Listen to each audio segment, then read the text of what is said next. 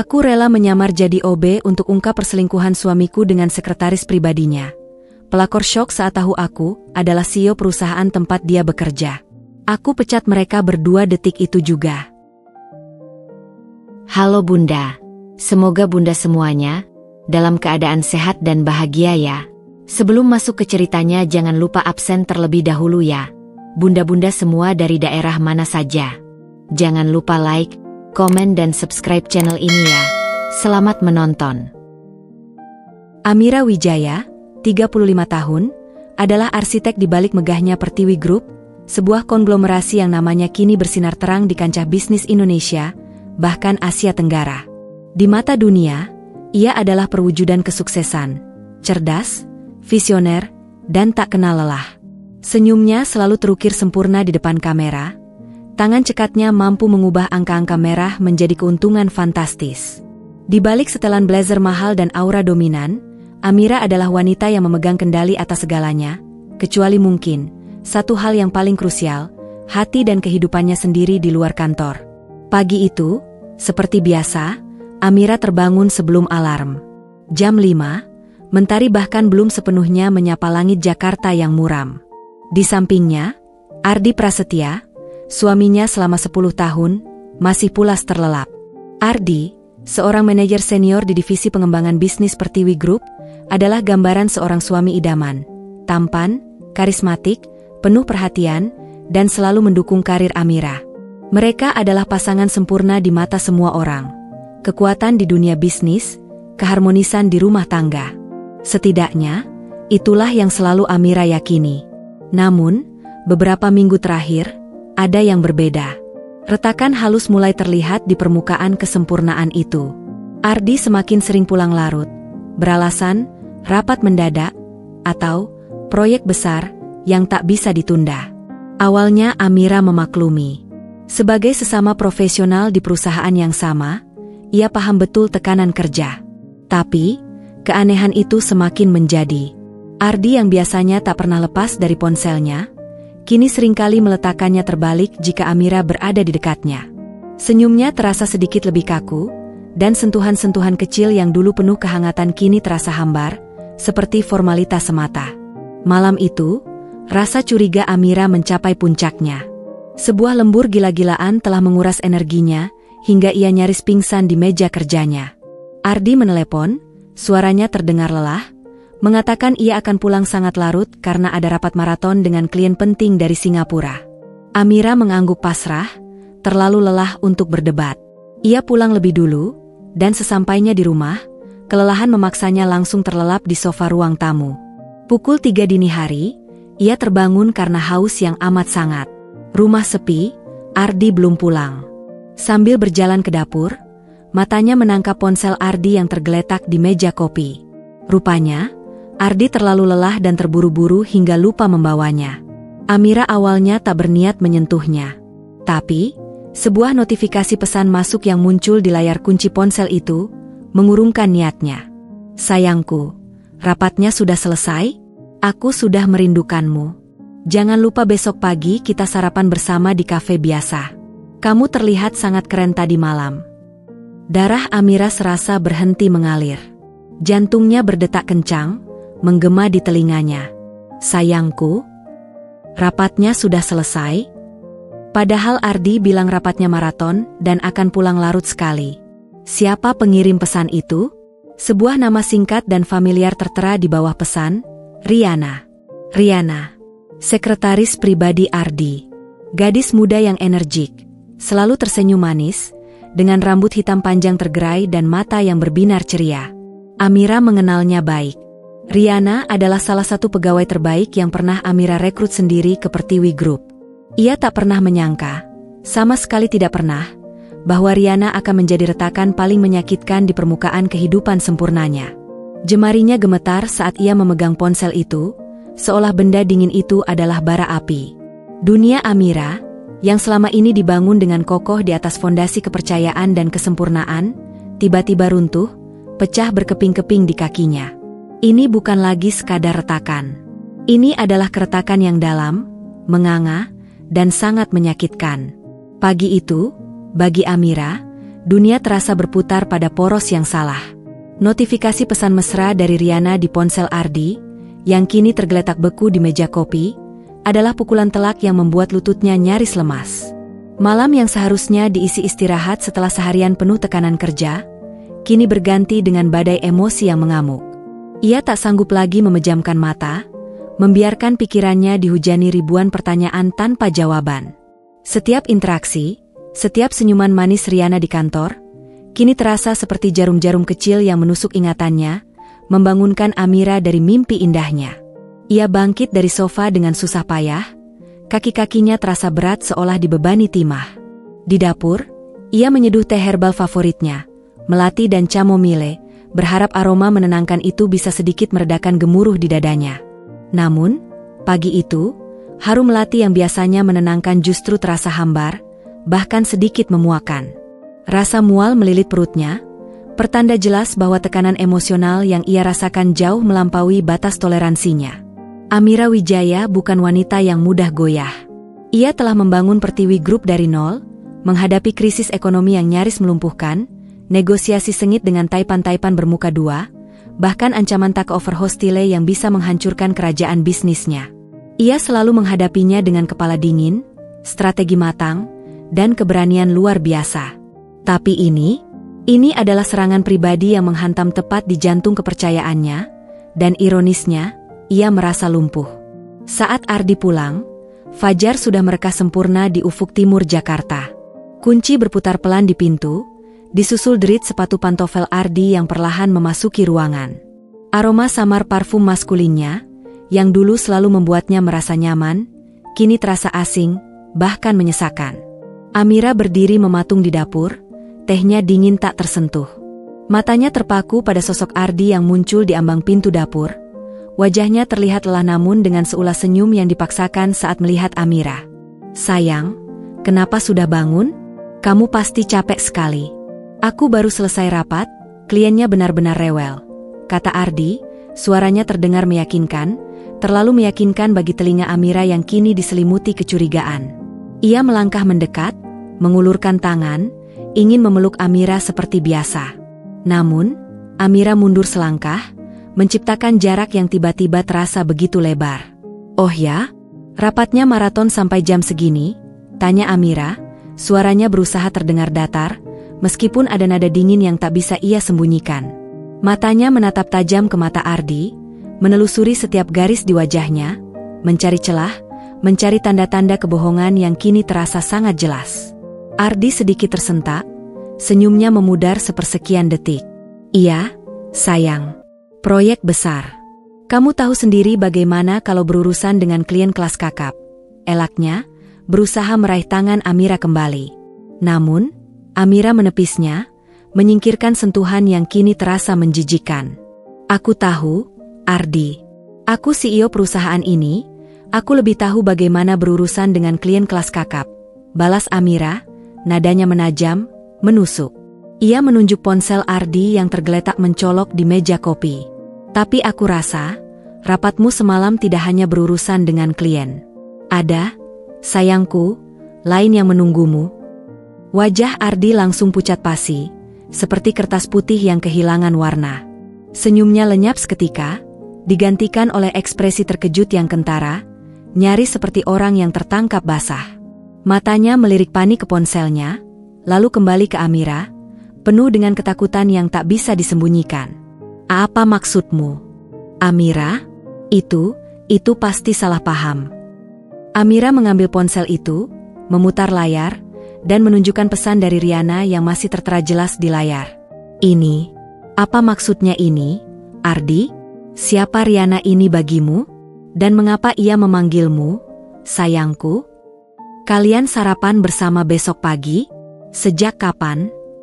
Ardi tergagap, keringat dingin mulai membasahi pelipisnya. Tenggorokannya serasa tercekat.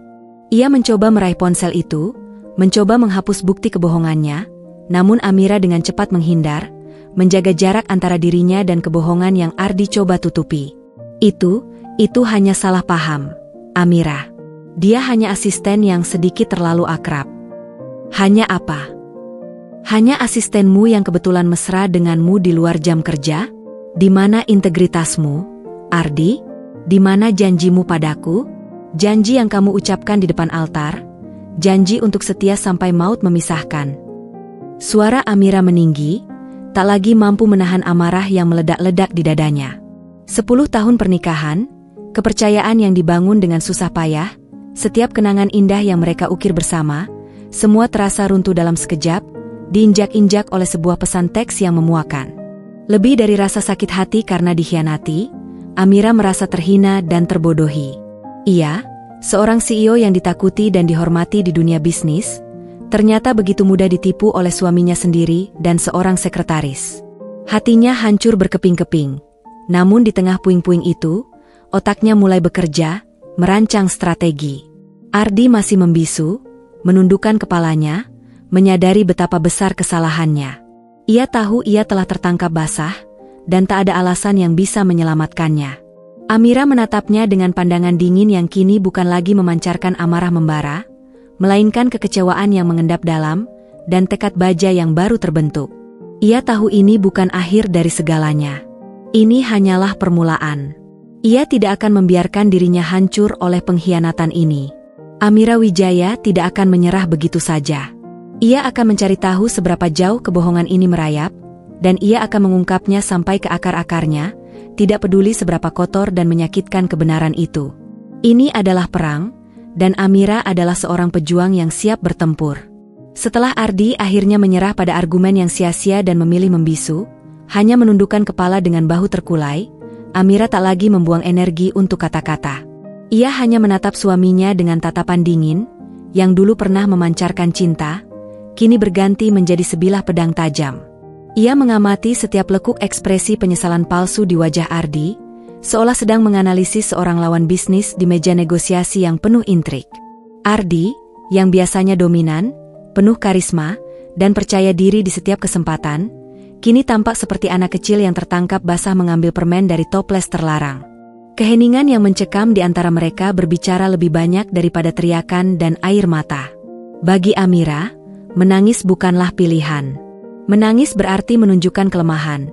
Dan ia bukan tipe wanita yang mudah menunjukkan kelemahan, apalagi di depan seseorang yang telah mengkhianatinya begitu dalam. Pukul 6 pagi, Ardi akhirnya menyerah dan masuk ke kamar. Mungkin berharap Amira akan mengikutinya dan melanjutkan pertengkaran sengit mereka. Tapi Amira tetap di dapur. Ia menuangkan sisa tehnya yang sudah dingin dan hambar ke wastafel, lalu menyeduh kopi hitam pekat, tanpa gula, tanpa susu. Kopi, baginya, adalah bahan bakar untuk berpikir, cairan pahit yang menyegarkan otaknya yang kini bekerja keras di luar batas normal. Otaknya yang cerdas, yang biasa merancang strategi bisnis bernilai miliaran, kini dihadapkan pada satu tantangan baru, yang jauh lebih personal dan menyakitkan. Bagaimana mengungkap kebenaran penuh dan mengakhiri sandiwara memuakan ini dengan tangannya sendiri, tanpa menimbulkan kegaduhan yang tidak perlu. Amira tidak akan membiarkan perceraiannya, jika memang itu yang terjadi, menjadi gosip murahan dan bahan cibiran di kantor. Ia tidak akan membiarkan dirinya terlihat menyedihkan atau dikasihani oleh siapapun. Harga dirinya sebagai seorang Amira Wijaya, CEO Pertiwi Group yang disegani, terlalu tinggi untuk itu. Ia harus mendapatkan bukti yang tak terbantahkan, bukti yang akan membuat Ardi dan Riana tak bisa berkutik, tak bisa mengelak dari dosa mereka. Tapi bagaimana? Melakukan penyelidikan sebagai CEO adalah hal yang rumit dan nyaris mustahil. Kehadirannya selalu mencolok, menarik perhatian setiap pasang mata. Ia tak bisa begitu saja memasang kamera tersembunyi atau menyadap telepon Ardi dan Riana tanpa dicurigai. Mereka pasti akan lebih berhati-hati, menutupi jejak mereka dengan lebih rapi. Tiba-tiba, sebuah ide gila, sebuah kilatan cahaya di tengah kegelapan yang menyelimutinya, muncul di benaknya. Ide itu terasa aneh, konyol, bahkan nekat, namun entah mengapa, terasa paling masuk akal dan paling efektif untuk situasi ini. Amira tersenyum sinis, senyuman pahit yang jarang sekali terlihat di wajahnya. Ini adalah rencana yang tidak konvensional, bahkan mungkin penuh risiko, tapi sangat Amira, berani, taktis, dan mengejutkan. Ia mengambil ponselnya, bukan untuk menghubungi Ardi atau pengacaranya, melainkan nomor kepala keamanan Pertiwi Group, Pak Danu.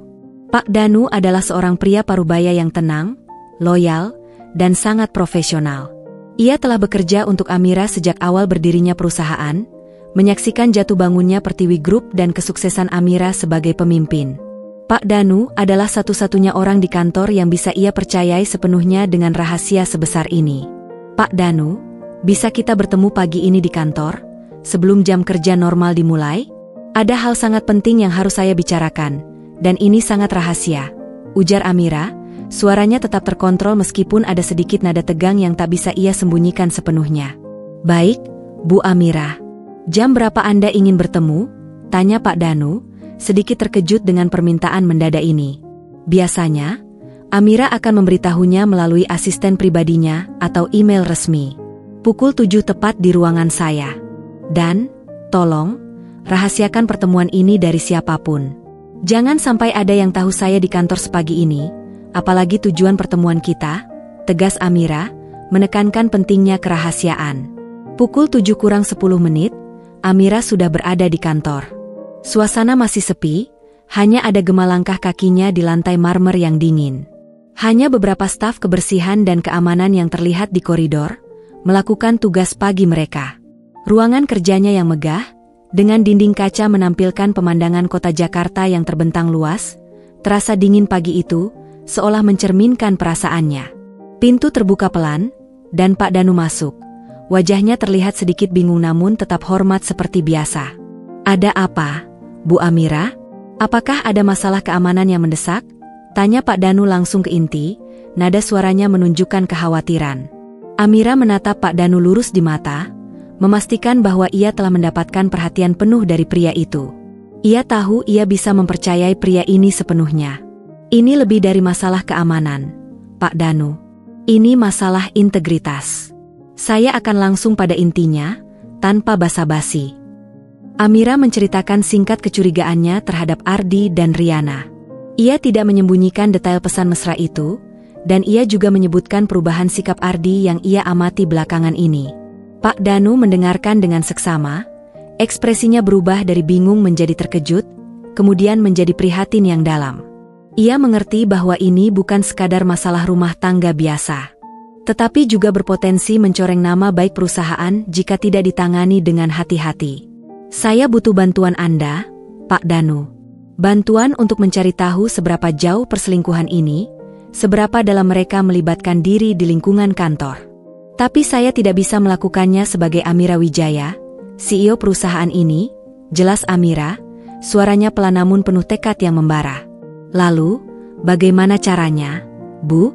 Apa yang bisa saya lakukan? Tanya Pak Danu, alisnya bertaut. Amira menarik napas dalam-dalam, pandangannya mengarah keluar jendela, ke arah kota yang mulai sibuk, seolah menatap masa depan yang tidak pasti namun penuh tekad. Saya akan masuk ke sana, ke dalam lingkaran mereka. Sebagai seseorang yang tidak akan pernah mereka duga, seseorang yang tidak akan pernah mereka curigai ada di sana, mengawasi mereka. Ia berbalik, menatap Pak Danu, dan sebuah senyuman tipis, penuh tekad baja, terukir di bibirnya. Saya akan menyamar sebagai office boy baru di lantai eksekutif. Pak Danu terkejut. Matanya membelalak tak percaya, rahangnya sedikit mengendur. Amira Wijaya, sang CEO, seorang wanita yang selalu tampil anggun dan berkuasa, menyamar menjadi seorang OB? Ide itu terdengar begitu absurd, begitu gila, tapi justru karena itulah, ide itu mungkin berhasil. Siapa yang akan mencurigai seorang OB sebagai mata-mata? Anda serius, Bu? Tanya Pak Danu, suaranya tercekat, seolah tak percaya dengan apa yang baru saja didengarnya. Sangat serius, Pak Danu, jawab Amira, tatapannya membara, penuh keyakinan. Saya akan menggunakan ini sebagai kesempatan untuk mengamati, mendengarkan, dan mengumpulkan bukti yang tak terbantahkan. Tidak ada yang akan curiga pada seorang OB. Mereka akan berbicara bebas, bertindak tanpa filter, dan saya akan mendengar semuanya. Setiap detail, setiap bisikan, setiap sentuhan. Pak Danu menghela napas panjang, menatap wanita di depannya. Ia melihat bukan hanya seorang CEO yang terluka dan dikhianati, tetapi juga seorang pejuang yang gigih, seorang wanita yang tidak akan menyerah pada keadaan. Baik, Bu Amira. Jika itu keputusan Anda, saya akan bantu semaksimal mungkin. Apa yang Anda butuhkan secara spesifik untuk penyamaran ini? Saya butuh seragam baru, lengkap dengan semua atributnya. Kartu identitas sementara dengan nama dan detail yang berbeda, tapi tetap kredibel. Dan yang terpenting, daftar tugas seorang OB di lantai Ardi, termasuk jadwal dan area kerja mereka. Posisikan saya sebagai OB baru yang direkrut mendadak karena ada kekurangan staf atau ada cuti panjang. Pastikan tidak ada yang bisa melacak identitas asli saya. Rahasiakan ini dari semua orang, terutama dari Ardi dan Riana. Jika rencana ini bocor, semuanya akan hancur, dan saya tidak akan bisa mendapatkan kebenaran yang saya butuhkan. Amira menjelaskan dengan detail, otaknya sudah mulai menyusun setiap langkah kecil dari penyamarannya yang rumit ini. Ia akan menanggalkan gelarnya, kekuasaannya, kenyamanannya, dan bahkan harga dirinya untuk satu tujuan: membongkar kebohongan yang telah menghancurkan pernikahannya dan mengembalikan integritas yang telah dinodai. Ini adalah awal dari sebuah babak baru yang penuh risiko, namun Amira siap mengambil setiap langkahnya. Minggu berikutnya adalah neraka bagi Amira, namun juga merupakan fase paling kritis dari rencana nekatnya. Ia tidak lagi tidur nyenyak di kasur empuknya yang nyaman di rumah, melainkan di sofa lipat yang ia gelar di salah satu ruang keamanan kantor yang tak terpakai. Ruangan itu kecil, hanya muat satu sofa dan sebuah meja kecil, dengan aroma khas disinfektan yang menyengat. Pak Danu telah memastikan ruangan itu tertutup rapat dan tidak ada yang tahu Amira menggunakannya, demi menjaga penyamarannya tetap utuh. Setiap pagi, ia bangun sebelum matahari terbit, sekitar pukul 4.30 WIB, membersihkan diri di kamar mandi kecil di sana, dan mengenakan seragam OB berwarna biru gelap yang terasa asing dan kasar di kulitnya, jauh berbeda dari bahan sutra atau wol lembut yang biasa ia kenakan. Topi biru tua yang menutupi sebagian besar rambut hitam lurusnya, kacamata berbingkai tebal yang sengaja ia pilih untuk mengubah garis wajahnya menjadi lebih samar, dan sebuah masker medis yang Pak Danu sarankan untuk menjaga kebersihan dan sekaligus menyamarkan identitasnya, kini menjadi bagian tak terpisahkan dari penampilan barunya. Pak Danu juga mengatur agar Amira memakai sepatu sneakers butut yang sedikit lebih besar dari ukuran kakinya, membuatnya berjalan sedikit canggung, memperkuat kesan baru dan kurang berpengalaman sebagai seorang OB.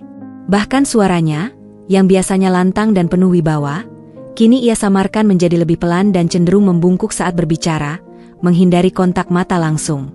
Kartu identitas sementaranya mencantumkan nama Mira, lengkap dengan foto yang diambil dari sudut tak lazim, agar wajahnya tampak berbeda dan tidak dikenali.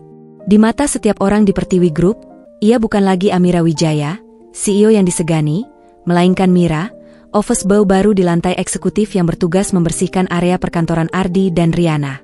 Hari pertama penyamaran terasa seperti mimpi buruk yang menjadi kenyataan.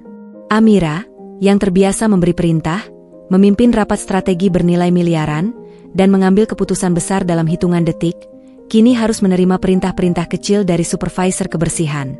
Ia belajar membersihkan toilet di bilik-bilik mewah, mengelap meja marmer yang mengkilap di area lobi dan koridor, dan membuang sampah dari tempat-tempat sampah desainer yang sebelumnya tak pernah ia hiraukan keberadaannya. Setiap gerakan terasa kaku dan canggung. Tangannya yang biasa memegang pena mahal dan tablet kini memegang lepel, sikat WC, dan sapu.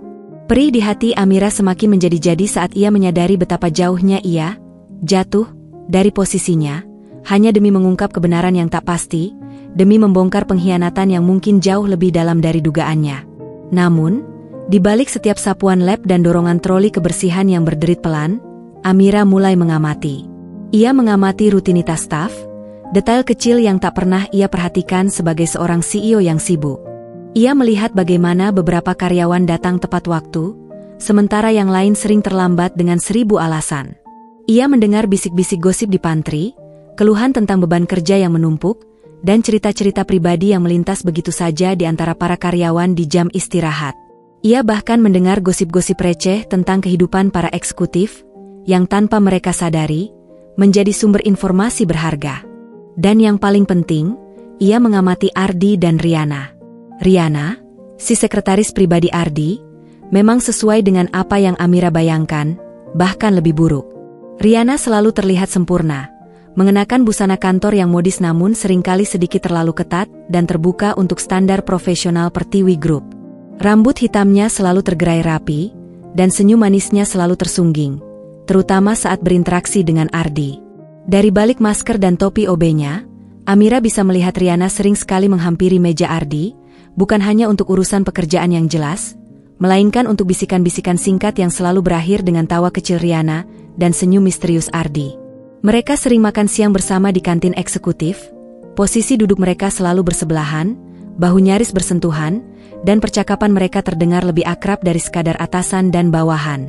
Sesekali, Amira melihat Riana meletakkan tangannya di lengan Ardi saat mereka berbicara, atau Ardi yang menepuk punggung Riana dengan cara yang terlalu akrab.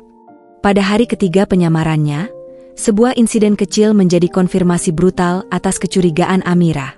Pukul 3 sore, Amira, dalam peran Mira si OB, sedang mendorong troli sampah di koridor dekat lift pribadi yang hanya digunakan oleh eksekutif senior dan tamu penting. Tiba-tiba, pintu lift itu terbuka, dan ia melihat Ardi merangkul pinggang Riana dengan sangat natural, seolah itu adalah hal yang biasa mereka lakukan. Riana tertawa pelan, menyandarkan kepalanya sejenak di bahu Ardi, sebelum mereka keluar dari lift, tampaknya menuju ke lantai bawah atau keluar dari gedung untuk suatu janji. Rangkulan itu hanya berlangsung beberapa detik. Namun bagi Amira, itu terasa seperti selamanya. Amira buru-buru memalingkan wajahnya, berpura-pura sibuk mengatur kantong sampah di trolinya, jantungnya berdenyut nyeri, berdetak begitu kencang hingga ia takut suaranya terdengar. Adegan singkat itu menusuknya lebih dalam daripada pesan teks manapun. Itu adalah konfirmasi visual yang brutal, sebuah pukulan telak yang membuat napasnya sesak, seolah ada beban berat menimpanya. Rasa mual kembali melilit perutnya. Ia merasa ingin muntah, ingin berteriak, ingin merobek seragam OB-nya dan kembali menjadi Amira Wijaya yang berkuasa, memecat mereka detik itu juga, di hadapan semua orang. Tapi ia menahan diri, membiarkan kemarahan dan rasa sakit itu meresap menjadi energi. Tekadnya lebih besar dari rasa sakit itu. Ia tahu ia harus terus bersembunyi di balik penyamarannya, terus mengumpulkan potongan-potongan teka-teki. Karena yang ia lihat barusan hanyalah puncak gunung es. Ia butuh lebih dari sekadar bukti visual yang bisa disangkal. Ia butuh bukti tak terbantahkan yang akan membuat Ardi dan Riana tak mampu mengelak, bukan hanya dari Amira, tapi dari seluruh direksi, dari Dewan Komisaris, dan dari hukum yang berlaku. Ia ingin pengkhianatan ini terbongkar secara utuh, dengan semua detail yang memuakan, agar mereka tidak bisa lagi melarikan diri dari konsekuensi perbuatan mereka. Transformasi Amira tidak hanya terjadi pada penampilannya, tetapi juga pada batinnya. Ia belajar menjadi lebih sabar, lebih jeli, dan lebih tajam dalam membaca situasi. Kemarahan dan rasa sakitnya kini memudar menjadi sebuah tekad dingin, perhitungan yang presisi.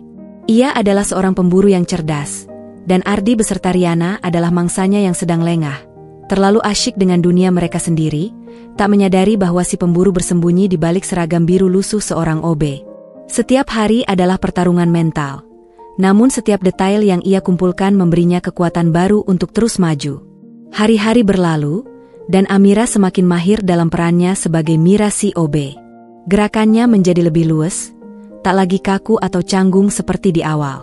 Ia kini bisa dengan mulus menyapu, mengepel, atau mengelap permukaan tanpa menarik perhatian. Ia bahkan mulai menghafal jadwal dan kebiasaan setiap karyawan di lantai eksekutif, terutama yang berkaitan dengan Ardi dan Riana. Amira belajar kapan waktu terbaik untuk membersihkan ruangan tertentu tanpa dicurigai, misalnya saat karyawan sedang rapat atau istirahat makan siang.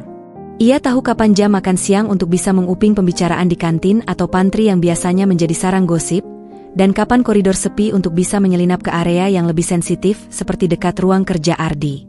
Riana adalah target utamanya. Amira tahu, jika ada bukti kuat yang bisa ia pegang, itu pasti ada di sekitar Riana. Sekretaris pribadi Ardi itu sering meninggalkan mejanya sebentar, kadang untuk ke toilet, mengambil minum di pantry, atau hanya sekadar berbincang dengan rekan kerja di kubikel lain.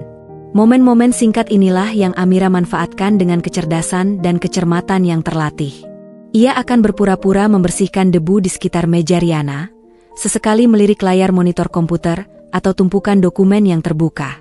Ia tidak bisa membuka berkas fisik atau mengakses komputer Riana, tetapi ia bisa melihat sekilas nama-nama dokumen atau tab email yang terbuka di layar, atau bahkan membaca sebagian isi pesan yang terlihat sekilas.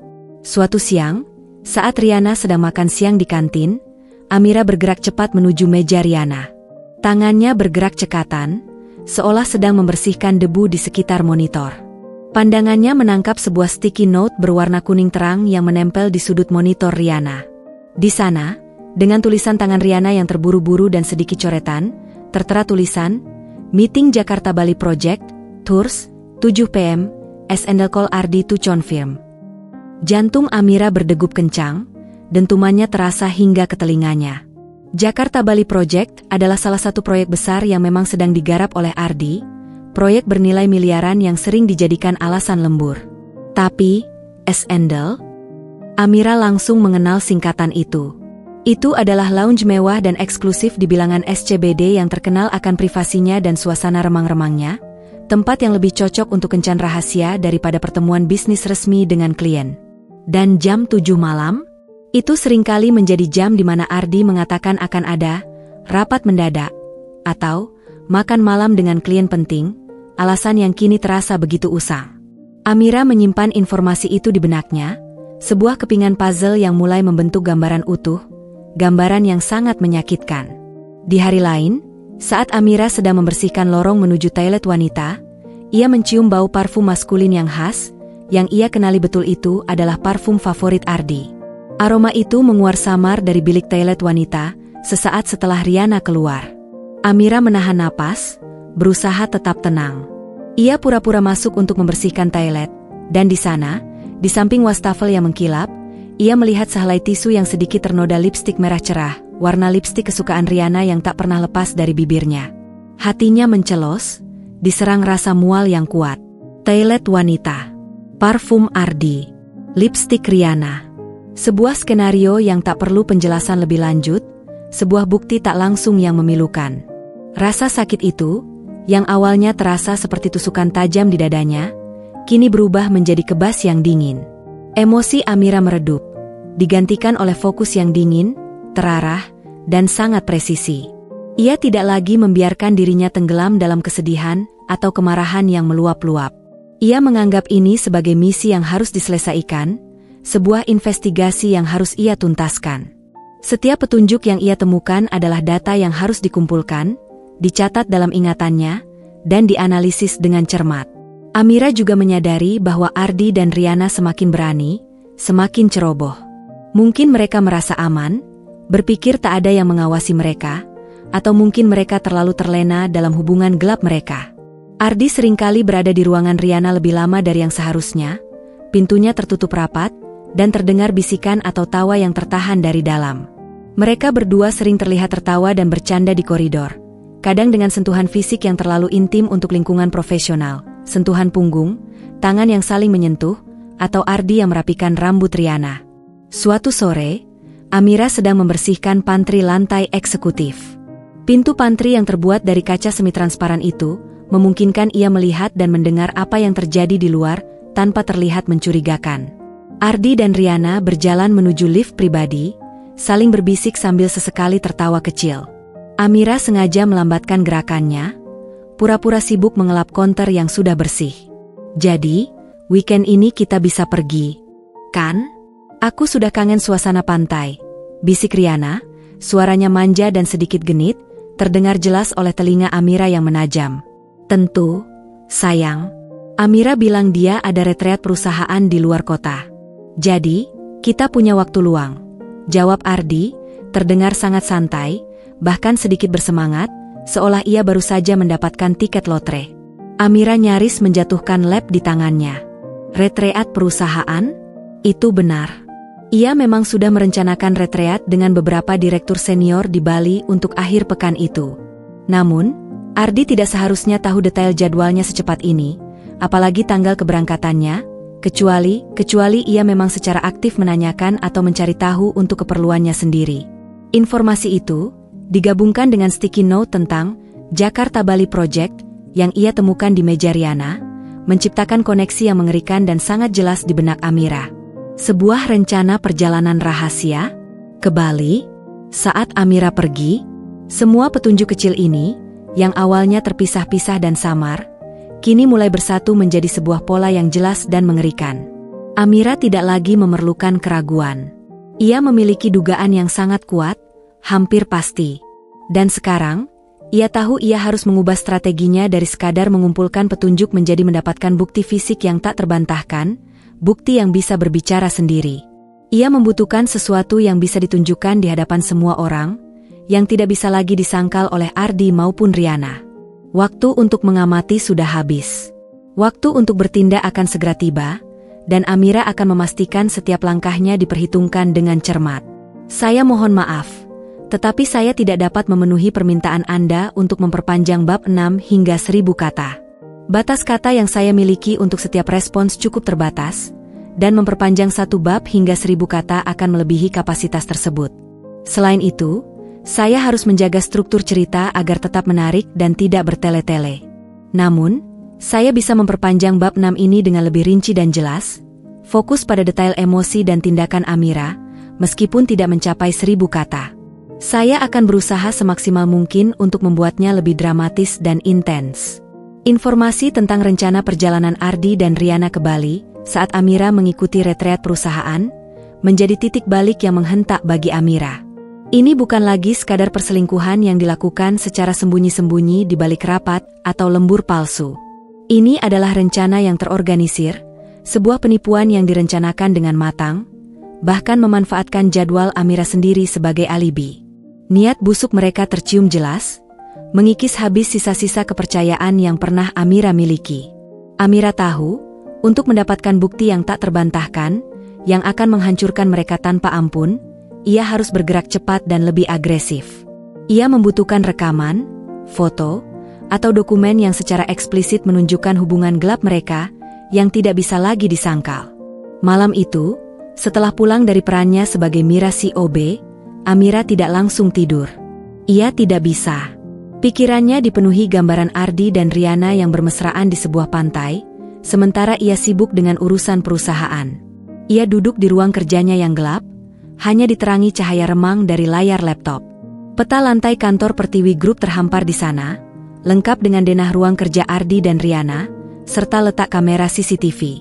Ia memikirkan semua kemungkinan, setiap sudut, setiap celah keamanan. Ia ingat bahwa di lantai eksekutif, ada beberapa kamera CCTV, namun penempatannya strategis untuk area umum dan koridor, bukan untuk memata-matai di dalam ruangan kerja individu. Ia harus masuk ke sarang mereka. Pak Danu, bisik Amira melalui sambungan telepon yang ia hubungi dari nomor rahasia, memastikan percakapan tidak terlacak atau disadap. Saya butuh akses ke ruang kerja Ardi dan Riana malam ini. Saya butuh kunci cadangan atau cara lain untuk masuk tanpa meninggalkan jejak. Di ujung telepon, Pak Danu terdiam sejenak. Suara napasnya terdengar berat. Bu Amira, itu pelanggaran keamanan yang cukup serius. Risiko jika ketahuan sangat besar. Jika ada yang melihat Anda, akan ada banyak pertanyaan yang sulit dijawab. Saya tahu risikonya, Pak Danu. Lebih dari siapapun. Tapi saya juga tahu ini satu-satunya cara untuk mendapatkan apa yang saya butuhkan. Saya tidak akan merusak apapun, hanya mencari bukti. Saya percaya Anda bisa mengaturnya dan menjaga rahasia ini, kata Amira, suaranya penuh keyakinan dan sedikit desakan. Ia tahu Pak Danu sangat loyal, dan ini adalah ujian terberat bagi loyalitas itu. Setelah jeda yang terasa lama, diiringi helaan napas berat Pak Danu, pria itu akhirnya menyerah pada tekad baja Amira. Baik, Bu Amira. Saya akan atur. Ada beberapa kunci master untuk setiap divisi, dan saya tahu cara menonaktifkan sensor pintu sementara di ruangan tertentu tanpa memicu alarm utama. Tapi Anda harus sangat hati-hati dan cepat. Saya akan menunggu di pos keamanan utama, memantau feed kamera yang krusial. Jika ada masalah atau ada patroli tak terduga, saya akan menghubungi Anda segera dan mengalihkan perhatian, tapi Anda harus segera keluar dari sana. Terima kasih, Pak Danu. Saya tidak akan mengecewakan kepercayaan Anda. Saya akan pastikan semuanya berjalan lancar, jawab Amira, rasa lega membanjiri dirinya. Dukungan Pak Danu adalah kunci utama keberaniannya. Pukul 10 malam, gedung Pertiwi Group sudah sepi, diselimuti keheningan yang menusuk. Hanya ada beberapa lampu yang menyala di setiap lantai, memberikan penerangan minimal di koridor panjang. Penjaga keamanan berpatroli, Namun mereka memiliki rute dan jadwal yang sudah dihafal Amira dari pengamatannya. Amira mengenakan pakaian serba gelap yang menyatu dengan bayangan dan sarung tangan tipis untuk menghindari sidik jari, menyelinap masuk melalui pintu belakang yang sudah diatur oleh Pak Danu agar terbuka. Ia menaiki lift khusus servis menuju lantai eksekutif. Jantungnya berdebar kencang, namun ia berusaha menjaga napasnya tetap teratur, mengendalikan setiap sarafnya. Koridor lantai eksekutif terasa mencekam dalam keheningan malam. Langkah kaki Amira yang berhati-hati, nyaris tanpa suara, terdengar menggema di lorong yang kosong.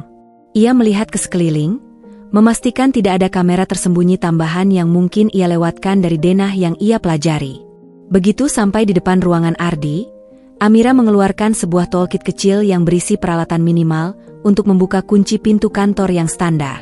Pak Danu sudah memberinya petunjuk dan bahkan beberapa trik untuk membuka kunci dengan cepat dan tanpa suara. Dengan tangan gemetar namun terampil, Amira mulai bekerja. Sebagai CEO, ia pernah mengambil kursus singkat tentang keamanan siber dan fisik untuk memahami kerentanan perusahaannya, termasuk cara kerja beberapa sistem kunci standar. Pengetahuan itu kini berguna untuk tujuan pribadinya. Beberapa menit kemudian, terdengar bunyi, klik, halus yang nyaris tak terdengar. Pintu terbuka. Amira masuk, matanya langsung menyapu ruangan. Ruangan Ardi tertata rapi, seperti biasa, terlalu rapi. Aroma parfumnya masih samar tercium, namun kini terasa menjijikkan baginya. Amira menyalakan senter kecilnya, mengarahkannya ke meja kerja, laci-laci, dan bahkan lacinya yang terkunci di sudut ruangan. Ia tahu Ardi biasanya menyimpan barang-barang pribadinya di laci paling bawah. Ia mencari ponsel kedua, flash drive tersembunyi, atau dokumen aneh yang mungkin ia tinggalkan. Namun nihil. Ruangan itu terlalu bersih. Seolah Ardi sudah memprediksi kemungkinan seperti ini atau memang tidak menyimpan apapun di sana. Kemudian, Amira beralih ke ruangan Riana yang bersebelahan. Dengan hati-hati, ia membuka pintu. Suasana di ruangan Riana terasa berbeda. Ada aura yang lebih personal, sedikit sentuhan feminin yang tidak terlalu profesional. Amira mulai menggeledah, lebih teliti kali ini. Di laci meja Riana, ia menemukan sebuah notebook kecil bersampul bunga yang biasa Riana gunakan untuk mencatat hal-hal penting. Amira membuka lembar demi lembar. Isinya adalah coretan jadwal rapat, to-do list harian, dan beberapa nomor telepon kolega. Namun, di bagian belakang buku, Amira menemukan beberapa halaman yang berisi tulisan tangan yang lebih rahasia dan detail. Ada beberapa tanggal dengan inisial A dan R, diikuti dengan lokasi dan kata-kata seperti dinner, movie, weekend getaway, bahkan morning rendezvous. Amira menelusuri tanggal-tanggal itu, membandingkannya dengan jadwal Ardi yang sering lembur, rapat mendadak, atau dinas keluar kota. Kini semua alasannya tampak begitu transparan. Semuanya cocok. Ini adalah semacam jurnal rahasia hubungan mereka, sebuah kronik pengkhianatan yang ditulis dengan tangan Riana sendiri. Namun, di tengah-tengah catatan itu, ada sebuah foto yang terselip. Sebuah foto selfie Ardi dan Riana, terlihat sangat akrab, berpelukan mesra di sebuah pantai, dengan latar belakang matahari terbenam yang indah. Ardi mengenakan kemeja santai yang Amira beli untuknya, dan Riana memakai gaun pantai tipis yang melayang di tiup angin. Mereka berdua tersenyum lebar, senyum yang seharusnya hanya untuk Amira, kini terpampang jelas di samping Riana. Foto itu adalah pukulan telak yang membuat Amira nyaris menjerit tertahan. Itu adalah bukti visual yang tak terbantahkan, sekuat apapun Ardi berusaha menyangkal. Sebuah bukti bahwa mereka telah berbagi keintiman, bukan hanya di kantor, tapi di tempat lain yang jauh dari jangkauan Amira. Amira mengambil foto itu, menyimpannya di saku dalam pakaiannya. Tangannya gemetar, tapi ia terus mencari. Di balik tumpukan dokumen yang tidak penting di laci yang sama, ia menemukan sebuah amplop kecil yang tidak tertulis nama. Di dalamnya, ada beberapa struk pembayaran dari restoran mewah, toko perhiasan ternama, dan yang paling mengejutkan, sebuah resort bintang 5 di Bali dengan tanggal-tanggal yang sama persis dengan weekend getaway yang tertulis di notebook Riana. Nama yang tercetak di struk pembayaran hotel itu adalah Mr. Mrs. Prasetya. Ardi menggunakan nama marga Amira untuk check-in bersama wanita lain. Napas Amira tercekat, rasanya sulit untuk bernapas. Ini bukan lagi sekadar bukti perselingkuhan. Ini adalah penipuan, pemalsuan identitas, dan potensi penggunaan sumber daya yang mungkin terkait dengan perusahaan. Amira mencengkeram erat struk-struk itu, lipstik Riana di tisu, dan foto di sakunya. Ini adalah bukti yang ia butuhkan. Bukti yang akan menghancurkan mereka, bukan hanya secara pribadi, tapi juga profesional. Ia mengambil beberapa foto dari notebook Riana dengan ponselnya, memastikan semua detail terlihat jelas, dan menyalin semua struk yang ada, bahkan mengambil beberapa lembar aslinya sebagai barang bukti fisik. Tiba-tiba, ia mendengar suara langkah kaki dari koridor. Jaraknya dekat. Seseorang sedang berpatroli, mungkin berbalik dari arah yang ia duga. Alarm di benaknya berteriak. Jantung Amira berdegup sangat kencang, memompa adrenalin ke seluruh tubuhnya. Ia harus segera pergi. Dengan kecepatan kilat, ia mengembalikan notebook dan amplop itu persis seperti semula, memastikan tidak ada jejak yang tertinggal atau barang yang terlihat bergeser. Ia keluar dari ruangan Riana, mengunci pintu secepat mungkin, dan bergerak cepat namun tanpa panik menuju lift service. Di dalam lift, ia bisa merasakan adrenalin yang luar biasa memompa di seluruh tubuhnya. Tangannya dingin, namun hatinya membara. Ia telah mendapatkan apa yang ia inginkan, bukti yang kuat. Namun, ia juga harus membayar harga yang sangat mahal. Menyaksikan dengan mata kepala sendiri betapa hancurnya pernikahannya, bagaimana kehormatannya diinjak-injak, dan bagaimana seseorang yang ia cintai bisa berbohong begitu licik. Rasa sakit itu kini berganti menjadi kemarahan dingin yang membara, sebuah tekad untuk membalas, dan memastikan bahwa Ardi dan Riana akan membayar mahal untuk setiap kebohongan dan pengkhianatan yang mereka lakukan. Permainan akan segera berakhir, dan Amira akan menjadi pemenangnya. Malam itu, setelah pulang dari misi rahasianya di kantor, Amira tidak bisa tidur sama sekali. Otaknya terasa panas, dipenuhi fragmen-fragmen bukti yang ia temukan, foto selfie mesra Ardi dan Riana di pantai yang seharusnya hanya ia kunjungi bersama suaminya, lembaran-lembaran jurnal rahasia Riana yang menguak jadwal kencan gelap mereka, dan yang paling menusuk, struk-struk pembayaran dari hotel dan toko perhiasan atas nama MRE Mrs. Prasetya. Rasa sakit karena pengkhianatan ini bercampur aduk dengan amarah dingin yang membara dan sebuah kepuasan samar, hampir ironis, karena ia telah berhasil mendapatkan apa yang ia cari. Ia telah memegang kunci kebenaran, kini saatnya menyusun langkah selanjutnya, yaitu membuka pintu kebenaran itu di hadapan semua orang. Pagi harinya, Amira kembali ke perannya sebagai Mira COB. Gerakannya terasa lebih ringan dan percaya diri, meskipun di dalam hatinya, beban pengkhianatan itu masih terasa sangat berat. Ia mengamati Ardi dan Riana di kantor. Mereka terlihat lebih santai, bahkan berani berbisik-bisik mesra dan tertawa genit di depan meja Ardi. Sesekali Riana menyentuh lengan Ardi atau merapikan dasinya, seolah dunia ini hanya milik mereka berdua, tanpa ada mata yang mengawasi. Mereka tak tahu bahwa jaring yang akan menjerat mereka sudah mulai terpasang rapat, dan Mira COB yang sering lalu lalang di sekitar mereka adalah sang pemasang jaring itu. Amira tahu ia tidak bisa langsung menghadapi mereka. Pengungkapan harus dilakukan di waktu dan tempat yang tepat, di depan audiens yang tepat, agar dampaknya maksimal dan tak terbantahkan. Ia membutuhkan saksi-saksi mata, tidak hanya karyawan biasa, tetapi orang-orang yang memiliki kekuasaan dan otoritas di Pertiwi Group, untuk menyaksikan kebenaran ini dengan mata kepala mereka sendiri. Ini bukan hanya tentang kehancuran pernikahannya yang pribadi, tetapi juga tentang integritas perusahaan dan penyalahgunaan posisi yang dilakukan oleh Ardi sebagai manajer senior.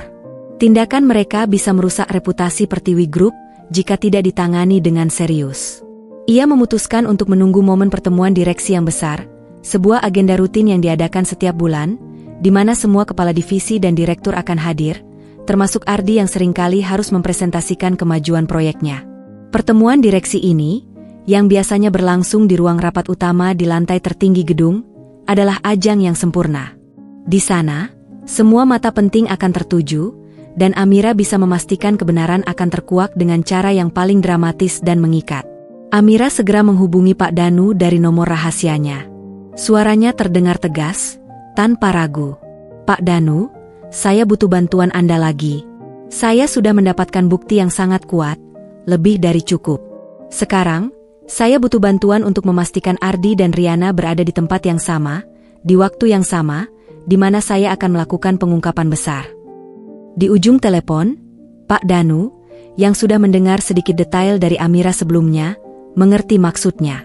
Nada suaranya sedikit tegang namun patuh.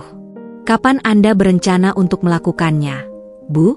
"Saya akan mulai mengatur jadwal dan memastikan mereka tidak memiliki alasan untuk absen pada rapat direksi bulan depan, Pak Danu.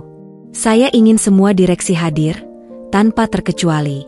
Saya akan memastikan bahwa mereka berdua tidak bisa menghindar atau berdalih dengan alasan apapun," jawab Amira, suaranya mantap, memancarkan aura seorang komandan yang sedang merencanakan serangan. "Saya juga ingin Anda mempersiapkan rekaman CCTV dari beberapa area penting yang saya tunjukkan semalam. Khususnya rekaman yang menunjukkan Ardi dan Riana berinteraksi lebih dari sekadar rekan kerja, di koridor, di lift, atau di area pantry. Setiap sentuhan, setiap bisikan. Semua itu penting." Pak Danu terkesiap. Rekaman CCTV adalah bukti yang sangat kuat dan tidak bisa disangkal. Itu akan menjadi pukulan telak. "Baik, Bu. Akan saya siapkan semua rekamannya. Ini akan butuh waktu dan kehati-hatian ekstra untuk menyortir dan menjaga kerahasiaannya. Saya akan menyalinnya ke flash drive terenkripsi yang hanya bisa diakses oleh Anda." "Saya tahu. Lakukan dengan sangat rahasia. Jangan sampai ada yang curiga, terutama mereka berdua," Amira mengingatkan. Ia ingin Ardi dan Riana tetap lengah, tetap merasa aman dalam hayalan mereka, hingga detik-detik terakhir. Kebahagiaan semu mereka adalah bagian dari rencana Amira. Selama beberapa hari berikutnya, Amira melanjutkan perannya sebagai OB. Ia mengamati lebih saksama lagi. Ia melihat Riana lebih sering mengirimkan makanan atau minuman ke ruangan Ardi, bukan dari layanan kantor, melainkan dari kafe di luar yang Amira kenali sebagai kafe tempat mereka berdua sering sarapan. Ia mendengar bisikan Riana kepada rekan kerjanya tentang rencana liburan akhir pekan yang sangat menyenangkan, tanpa menyebutkan dengan siapa. Namun kini Amira tahu pasti siapa pasangannya. Semua itu hanyalah serpihan kecil. Namun bagi Amira, itu adalah validasi yang menyakitkan, memastikan bahwa ia tidak salah langkah. Amira mulai menyusun presentasi dalam benaknya. Bukan presentasi bisnis biasa tentang angka-angka dan proyeksi keuntungan, melainkan presentasi tentang kebenaran yang kejam. Ia akan menyajikan bukti-bukti ini secara sistematis, satu persatu, dengan kronologi yang jelas, hingga tak ada ruang bagi Ardi dan Riana untuk bernapas atau mencari alasan. Ia membayangkan ekspresi wajah mereka saat kebenaran terungkap di hadapan semua orang penting di perusahaan. Rasa pahit yang selama ini ia rasakan, perlahan berubah menjadi tekad yang membaja, sebuah dorongan kuat untuk memastikan keadilan ditegakkan, dan harga diri Amira Wijaya kembali bersinar tanpa noda. Ini adalah pertempuran terakhir, dan Amira telah menyiapkan setiap amunisi, setiap peluru, setiap strategi. Ia tidak akan kalah. Ia akan memastikan bahwa orang yang mengkhianatinya akan menerima balasan yang setimpal, dan Pertiwi Group akan bersih dari parasit pengkhianat. Hari-hari menjelang rapat direksi terasa bagaikan sebuah penantian di atas jarum yang runcing. Setiap pagi, Amira bangun dengan perasaan campur aduk. Sakit hati yang masih menganga, amarah yang membara di dalam dirinya, namun juga tekad yang semakin mengeras dan membaja. Ia terus menjalankan perannya sebagai Mira COB dengan sempurna, bahkan melebihi ekspektasi supervisornya. Gerakannya yang dulu kaku kini luwes dan efisien. Ia menjadi bagian tak terpisahkan dari lanskap kantor, sosok yang tak terlihat, tak diperhatikan. Ardi dan Riana, yang tampaknya semakin nyaman dan lengah dalam hubungan gelap mereka, tak pernah sekalipun menaruh curiga pada sosok perempuan berbalut seragam biru lusuh yang setiap hari membersihkan ruangan mereka. Mereka berdua bahkan beberapa kali berbicara di dekat Amira, melontarkan kalimat-kalimat personal, mengira bahwa ia hanyalah pekerja rendahan yang tak perlu diperhitungkan, tak perlu ditakuti. Amira mendengar bisikan Riana kepada Ardi tentang betapa sulitnya mengatur pertemuan rahasia mereka jika Amira selalu ada di rumah, atau keluhan Ardi tentang betapa membosankannya retreat perusahaan yang akan diikuti Amira nanti. "Pokoknya, begitu Amira berangkat, kita langsung check-in," bisik Ardi suatu sore, dengan senyum licik yang menusuk hati Amira. Setiap kata itu bagai api yang menyulut amarah Amira, namun ia menelannya mentah-mentah, mengubahnya menjadi bahan bakar untuk rencana besarnya yang akan segera dieksekusi. Ia bahkan seringkali harus menahan napas atau memalingkan wajah saat Ardi dan Riana berpapasan dengannya di koridor, Mata mereka bertemu sesaat namun tanpa ada sedikit pun pengenalan. Di sisi lain, Pak Danu bekerja dengan sangat hati-hati dan penuh perhitungan. Ia mengirimkan beberapa rekaman CCTV yang Amira minta, hasil seleksi ketat dari ribuan jam rekaman, difokuskan pada momen-momen krusial. Rekaman itu menunjukkan Ardi dan Riana di lift pribadi, di pantry yang sepi, bahkan di koridor yang minim pengawasan, dengan interaksi yang jelas melampaui batas profesionalisme. Ada rangkulan singkat, sentuhan tangan yang disengaja, bisikan yang terlalu dekat, dan tawa genit yang hanya akan dilakukan oleh sepasang kekasih. Rekaman itu mungkin tidak memiliki suara, tapi bahasa tubuh mereka berbicara lebih lantang dari kata-kata. Bukti visual ini tak terbantahkan. Pak Danu juga mengkonfirmasi jadwal rapat direksi yang akan datang. Semua direksi utama akan hadir, termasuk Ardi sebagai salah satu manajer yang akan mempresentasikan laporan proyek besar Jakarta-Bali, sebuah ironi yang begitu menyakitkan. Ini adalah panggung yang sempurna, penonton yang tepat, dan waktu yang paling krusial. Malam sebelum rapat direksi, Amira menghabiskan waktunya sendirian di ruang keamanan, yang telah menjadi tempat persembunyian dan laboratorium rahasianya. Ia tidak memoles presentasi bisnis yang ia kuasai, melainkan menyusun urutan bukti yang akan ia sajikan. Jurnal rahasia Riana dengan tanggal-tanggal kencan, foto selfie mesra mereka di pantai, struk-struk pembayaran dari hotel dan toko perhiasan atas nama Mr. Mrs. Prasetya, serta klip-klip rekaman CCTV yang telah ia pilih dengan cermat. Semuanya tersimpan aman di flash drive terenkripsi yang diberikan Pak Danu, serta di ponsel Amira sebagai cadangan.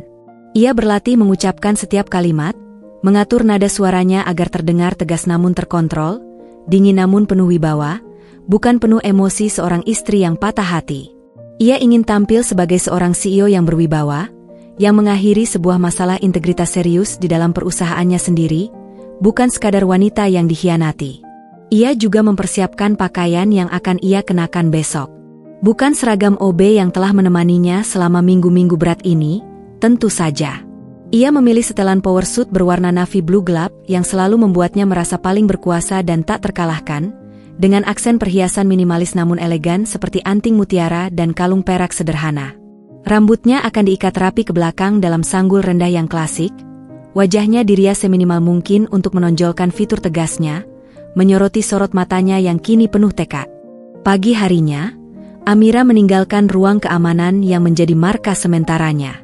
Ia menatap seragam OB yang terlipat rapi di sudut ruangan, di samping sepatu sneakers bututnya. Ini adalah kali terakhir ia akan mengenakannya. Rasa pahit yang selama ini menemaninya, setiap tetes air mata yang tertahan, perlahan berubah menjadi sebuah sensasi baru, antisipasi dan keteguhan. Ia telah menanggung rasa sakit, penghinaan, dan akting yang menguras emosi ini cukup lama. Kini saatnya untuk grand finale. Saatnya untuk mempertontonkan kebenaran yang akan menghancurkan dua orang di hadapan semua orang. Ia menaiki lift khusus CEO ke lantai teratas gedung, tempat ruang rapat direksi berada. Langkahnya mantap. Setiap ayunan tangannya memancarkan kekuatan yang terpendam, seolah ia membawa sebuah bom waktu yang siap meledak. Ia tidak lagi menyamar. Ia adalah Amira Wijaya. Dan hari ini, ia akan membersihkan bukan hanya lantai atau meja kotor, tetapi juga kotoran pengkhianatan dan kebohongan dari dalam perusahaannya sendiri. Pintu lift terbuka dengan desis pelan, dan ia melangkah keluar, siap menghadapi badai yang akan ia ciptakan sendiri, badai yang akan menyapu bersih semua kebusukan. Ruang rapat direksi di lantai teratas Pertiwi Group adalah jantung kekuasaan perusahaan, tempat di mana keputusan-keputusan besar yang membentuk nasib ribuan karyawan dan miliaran aset diambil. Dinding kaca raksasa menawarkan pemandangan Jakarta yang membentang luas, menara-menara pencakar langit yang menjulang tinggi, seolah kota itu sendiri tunduk pada setiap keputusan yang diambil di ruangan ini. Meja mahoni panjang yang mengkilap, kursi-kursi kulit yang nyaman dan mewah, serta layar proyektor berukuran sangat besar mendominasi ruangan. Pagi itu, suasana di sana penuh ketegangan khas rapat besar yang krusial. Para direksi, kepala divisi, dan manajer senior sudah mulai berdatangan, membawa berkas-berkas penting, tablet mereka, dan secangkir kopi hangat. Bisikan-bisikan percakapan bisnis yang serius memenuhi ruangan, diselingi deringan ponsel yang sesekali. Ardi duduk di salah satu kursi di meja direksi, tepat di samping direktur pemasaran, meninjau ulang presentasinya di tabletnya. Ia terlihat tenang, bahkan sedikit bersemangat, sesekali tersenyum percaya diri. Proyek Jakarta-Bali yang akan ia presentasikan adalah salah satu pencapaian terbesarnya tahun ini, proyek yang diakini akan mengangkat karirnya lebih tinggi lagi.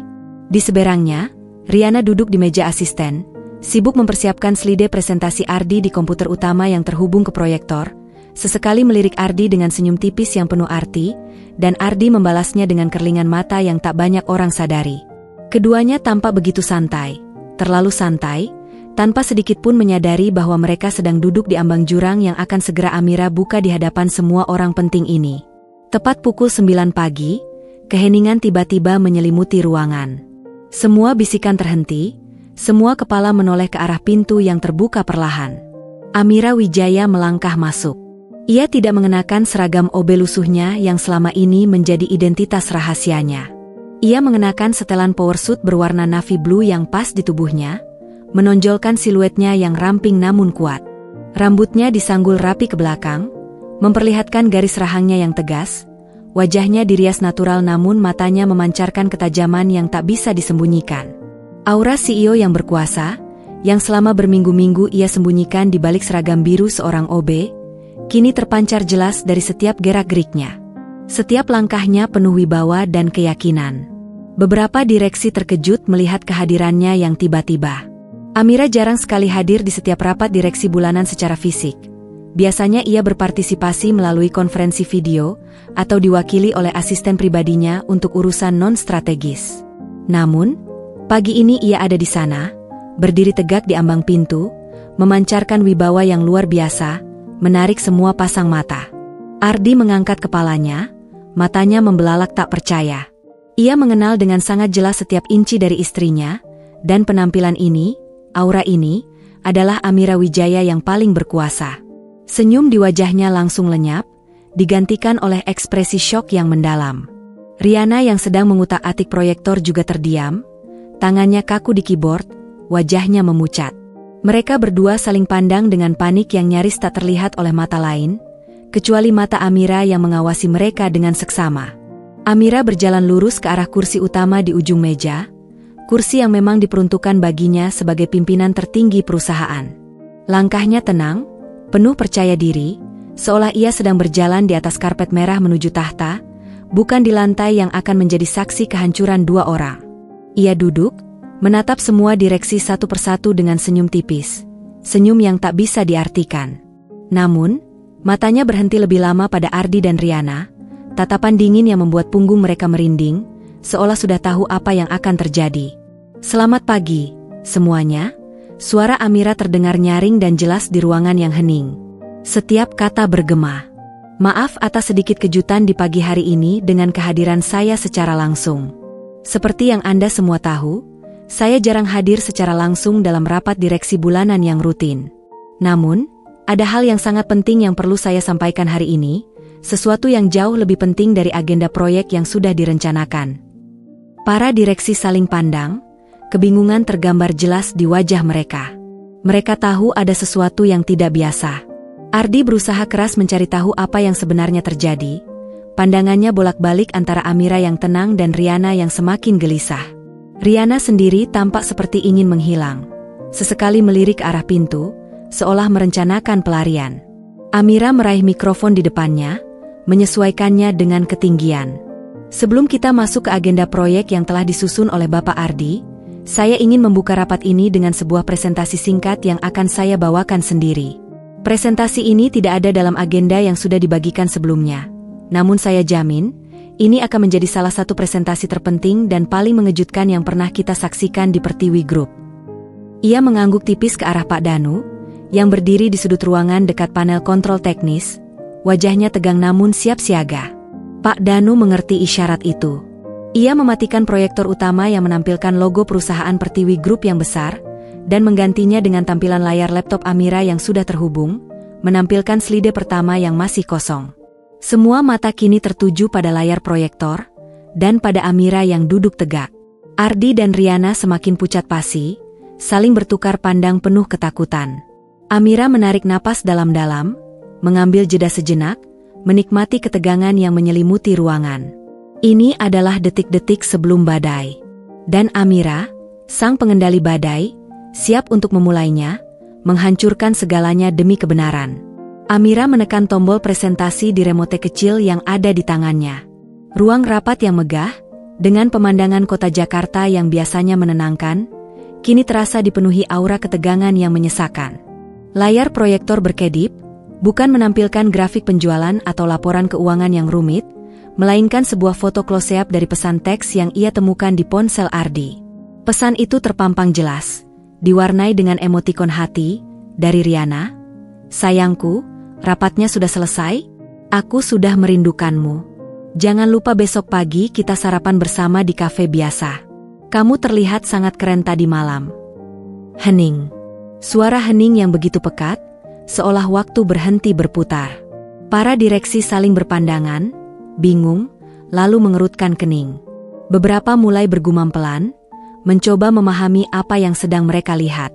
Ardi dan Riana, yang kini menatap layar proyektor, tampak kaget setengah mati. Wajah mereka berubah dari warna merah padam karena malu, lalu seketika pucat pasi. Riana mengatupkan bibirnya rapat-rapat, tangannya meremas roknya. Ardi, yang biasanya lancar berbicara, kini gelagapan. Matanya bergerak panik mencari jawaban. Mungkin ini terlihat seperti salah kirim pesan, bukan? Suara Amira memecah keheningan yang mencekam, tenang namun penuh intonasi sarkastis yang menusuk. Suaranya terdengar renyah dan jelas di seluruh ruangan. Sebuah kesalahan kecil yang mungkin terjadi di tengah kesibukan kantor yang padat. Namun, saya jamin, ini bukan sekadar salah kirim. Amira menekan tombol lagi. Slide berikutnya muncul, menampilkan sebuah foto selfie Ardi dan Riana di pantai yang ia temukan terselip di notebook rahasia Riana. Keduanya berpelukan mesra, tersenyum lebar dan bahagia ke arah kamera, dengan latar belakang matahari terbenam yang seharusnya menjadi saksi cinta yang sah. Ardi mengenakan kemeja santai favoritnya, yang Amira belikan saat ulang tahunnya, dan Riana memakai gaun pantai tipis berwarna putih. Foto itu adalah bukti yang tak terbantahkan, visual yang brutal dan menusuk hati. Para direksi yang tadinya bingung, kini terdiam kaku. Mata mereka membelalak melihat pemandangan itu, beberapa bahkan menggelengkan kepala tak percaya. Mereka semua menoleh serempak ke arah Ardi dan Riana yang kini duduk membeku. Tak bisa lagi menyembunyikan keterkejutan, ketakutan, dan rasa malu yang melanda mereka. Ini bukan salah kirim pesan. Ini adalah bukti visual dari sebuah rapat lain yang telah terjadi di luar jam kerja. Amira melanjutkan, suaranya tetap terkontrol sempurna, tanpa sedikitpun keraguan atau getaran emosi. Sebuah rapat yang, menurut informasi yang saya kumpulkan, seringkali dilakukan di tempat-tempat pribadi, di luar kota, bahkan di Bali, dan parahnya lagi, dengan menggunakan nama marga saya untuk check-in di hotel. Ia menekan tombol lagi. Slide ketiga menampilkan foto struk-struk pembayaran yang Amira dapatkan. Ada struk dari sebuah resort bintang 5 mewah di Bali, struk dari toko perhiasan ternama, dan beberapa struk dari restoran mahal. Semuanya dengan tanggal-tanggal yang sinkron persis dengan jadwal weekend getawai di jurnal Riana. Yang paling mencolok, di salah satu struk pembayaran hotel, tertera jelas nama, Mr. Mrs. Prasetya. Sebuah nama yang seharusnya mewakili dirinya dan Ardi, kini digunakan untuk menutupi kebusukan. Suara gumaman di ruangan itu semakin keras, kali ini disertai bisikan-bisikan kemarahan. Para direksi mulai terlihat sangat marah, bukan hanya karena skandal perselingkuhan yang tidak pantas, tetapi juga karena penyalahgunaan nama dan potensi penyalahgunaan dana perusahaan yang bisa merusak citra Pertiwi Group. Ardi kini mencoba untuk membuka mulut, bibirnya bergetar, tetapi tidak ada suara yang keluar, seolah suaranya tercekat di tenggorokan. Riana menundukkan kepala, rambutnya menutupi wajahnya, seolah ingin lenyap dari muka bumi, tenggelam di bawah meja rapat. Ini adalah beberapa struk yang saya dapatkan. Detail lebih lanjut, termasuk rekaman CCTV dari beberapa area di kantor kita yang menunjukkan interaksi yang tidak profesional dan melanggar kode etik, akan saya sampaikan setelah presentasi ini, kata Amira, matanya menatap tajam, lurus ke arah Ardi, pandangan yang membuat Ardi menunduk ketakutan. Saya memiliki rekaman yang menunjukkan Anda dan Nona Riana seringkali berinteraksi jauh melampaui batas etika kerja, bahkan di lingkungan kantor yang kita semua anggap profesional dan berintegritas. Amira kemudian memutarkan salah satu klip rekaman CCTV yang paling mencolok. Itu adalah rekaman di koridor dekat lift pribadi, menunjukkan Ardi merangkul pinggang Riana dengan sangat natural, dan Riana menyandarkan kepalanya sejenak di bahu Ardi sebelum mereka masuk lift, sambil tertawa-tawa kecil. Meskipun klip itu tanpa suara, bahasa tubuh mereka sangat jelas, tidak menyisakan ruang untuk keraguan. Suasana di ruang rapat menjadi tegang dan mencekam, seolah ada bom waktu yang baru saja meledak. Tak ada yang berbicara, hanya ada suara proyektor yang berdengung samar dan gumaman menahan amarah dari para direksi. Amira menatap satu persatu wajah para direksi. Mereka terlihat syok, marah, kecewa, dan beberapa di antaranya menunjukkan ekspresi jijik. Terutama Direktur SDM, Pak Hadi, yang terlihat paling murka, rahangnya mengeras. Ardi akhirnya menemukan suaranya, meskipun terdengar parau dan putus asa. Amira, ini tidak seperti yang kamu kira. Ada kesalahpahaman. Riana hanya... Kesalahpahaman? Amira menaikkan satu alisnya, senyum sinis dan dingin tersungging di bibirnya. Ia membiarkan tatapannya menyapu Riana yang kini terisak pelan di balik mejanya, bahunya bergetar. Kesalahpahaman yang berlangsung berbulan-bulan, dengan bukti-bukti yang sangat jelas ini, Ardi, apakah Anda ingin saya menunjukkan jurnal pribadi Nona Riana yang merinci setiap kencan kalian, lengkap dengan alibi, rapat, dan lembur Anda yang begitu sempurna? Wajah Ardi benar-benar memucat, lebih putih dari kertas. Matanya membelalak tak percaya. Jurnal? Ia tahu ia sudah kalah telak. Riana, yang tadinya terisak, kini mengangkat kepala, menatap Amira dengan mata bengkak karena syok dan ketakutan yang luar biasa. Pandangannya kosong, lalu jatuh ke arah kursi dekat pintu, tempat seragam OB yang ia kenali terlipat rapi. Sebuah pencerahan yang mengerikan melintas di wajah Riana, membuatnya tersentak. Ia akhirnya menyadari. Mira si OB yang sering ia jumpai di koridor, yang membersihkan mejanya, yang selalu ia anggap tak penting, adalah Amira Wijaya, sang CEO yang kini duduk di depannya, menghancurkan hidupnya. Anda, Mira? Riana berbisik, suaranya nyaris tak terdengar, penuh ketidakpercayaan dan kengerian yang mendalam. Ia merasa dunia berputar. Amira mengangguk perlahan, senyum dingin mengembang di bibirnya, senyum kemenangan yang pahit. Ya, Nona Riana. Saya Mira. Dan saya juga Amira Wijaya. Dan saya, sebagai CEO perusahaan ini, tidak akan mentolerir pengkhianatan dan perilaku tidak etis semacam ini di bawah kepemimpinan saya. Ini adalah pelecehan etika, penyalahgunaan jabatan, dan pengkhianatan terhadap kepercayaan perusahaan. Ia menatap Ardi dan Riana, pandangan matanya menusuk tajam seperti belati yang terhunus. Kalian berdua telah melanggar kode etik perusahaan, menyalahgunakan posisi, menggunakan fasilitas perusahaan untuk kepentingan pribadi yang tidak senonoh, dan yang lebih parah, mengkhianati kepercayaan saya, baik sebagai pimpinan maupun sebagai seorang istri. Dampak dari tindakan ini tidak hanya pada pribadi, tetapi juga pada reputasi dan integritas Pertiwi Group yang telah saya bangun dengan susah payah. Amira menekan tombol terakhir di remote. Layar proyektor kembali kosong, hanya menampilkan logo perusahaan Pertiwi Group yang megah. Ia menatap ke arah Ardi dan Riana, pandangannya dingin dan tegas, tidak menyisakan ruang untuk negosiasi atau pembelaan. Detik ini juga, Amira berkata, suaranya lantang dan jelas, memenuhi seluruh ruangan yang hening, dan seolah bergema di setiap sudut gedung, saya pecat kalian berdua dari Pertiwi Group. Kumpulkan barang-barang kalian, dan keamanan akan mengawal kalian keluar dari gedung ini.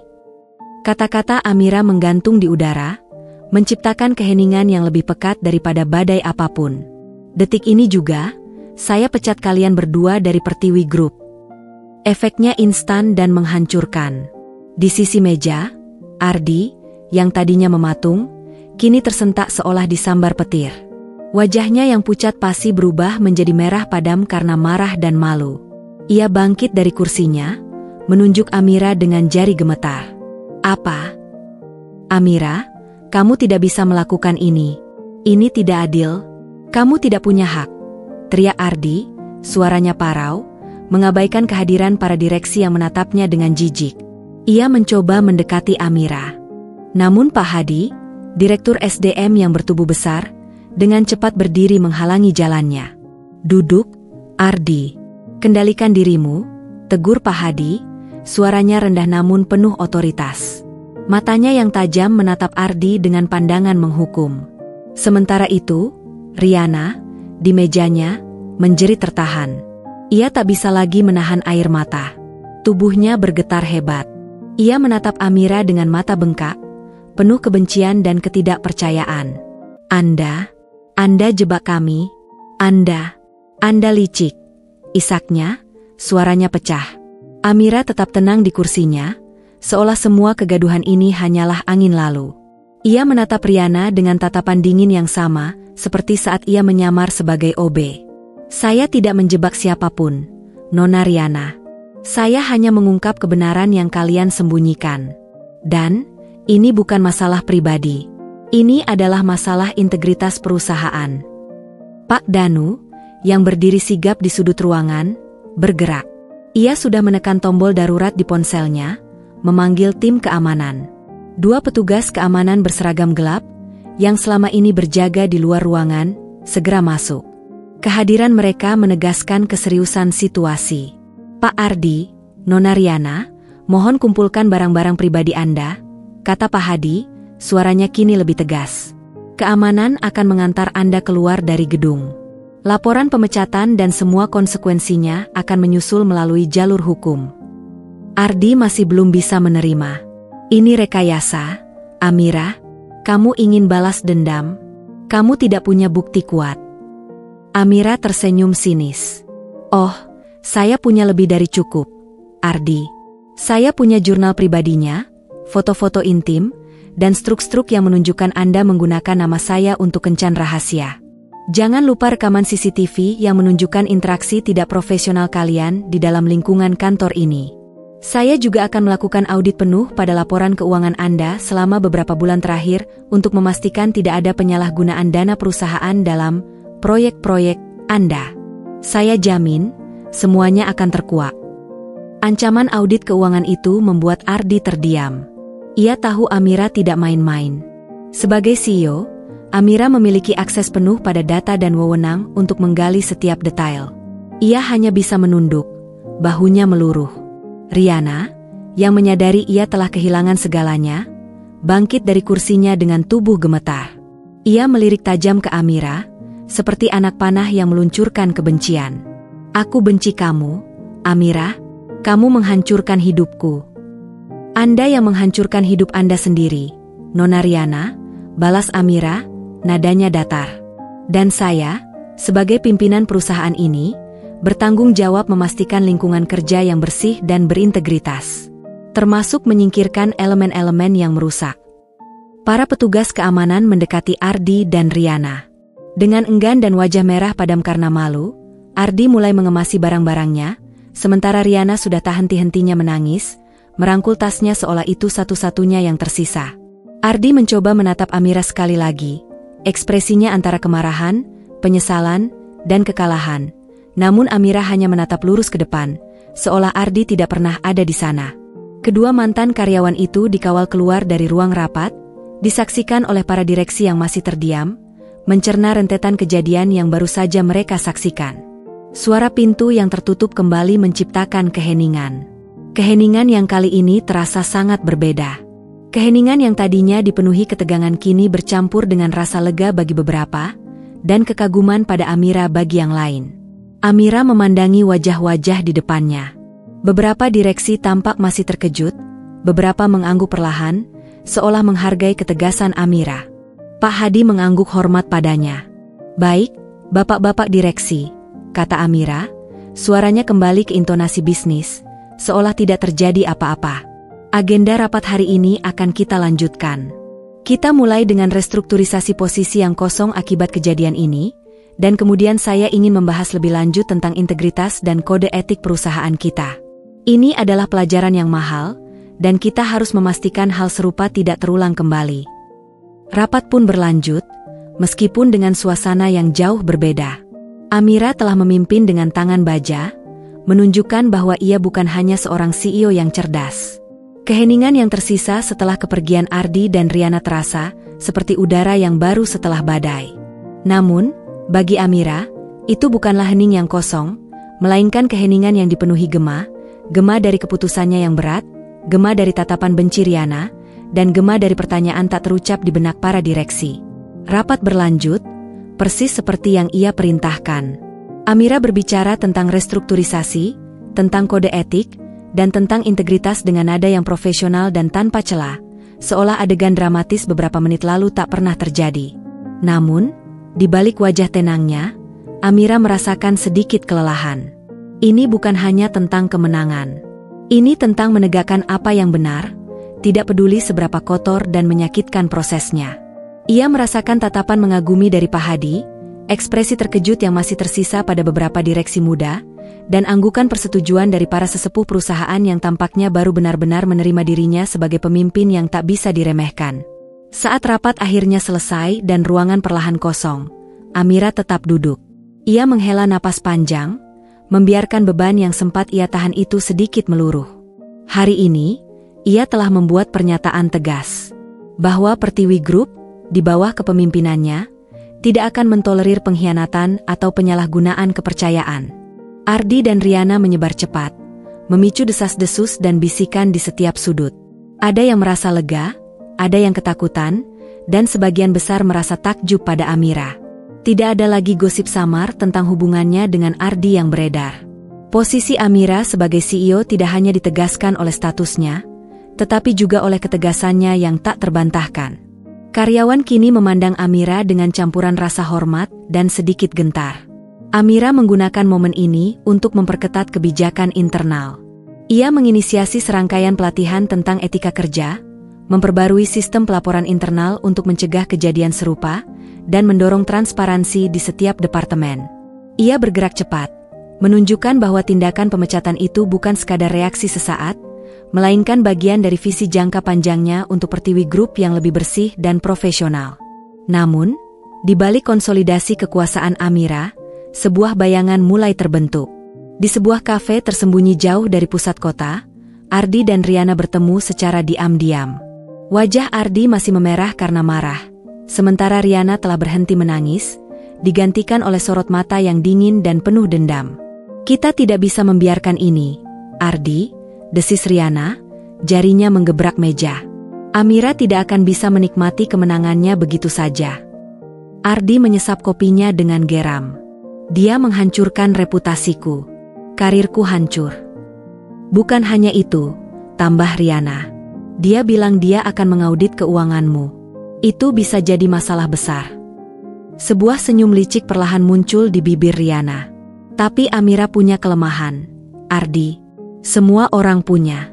Dan aku tahu satu rahasia kecil tentangnya yang bisa kita pakai untuk membalasnya. Sebuah rahasia yang bahkan para direksi itu pun tidak tahu."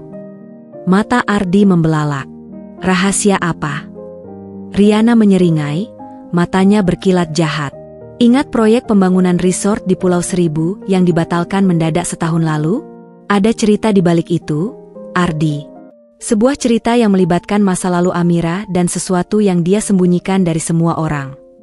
Ardi mencondongkan tubuhnya ke depan, intrik dan harapan bercampur dalam ekspresinya. "Ceritakan padaku."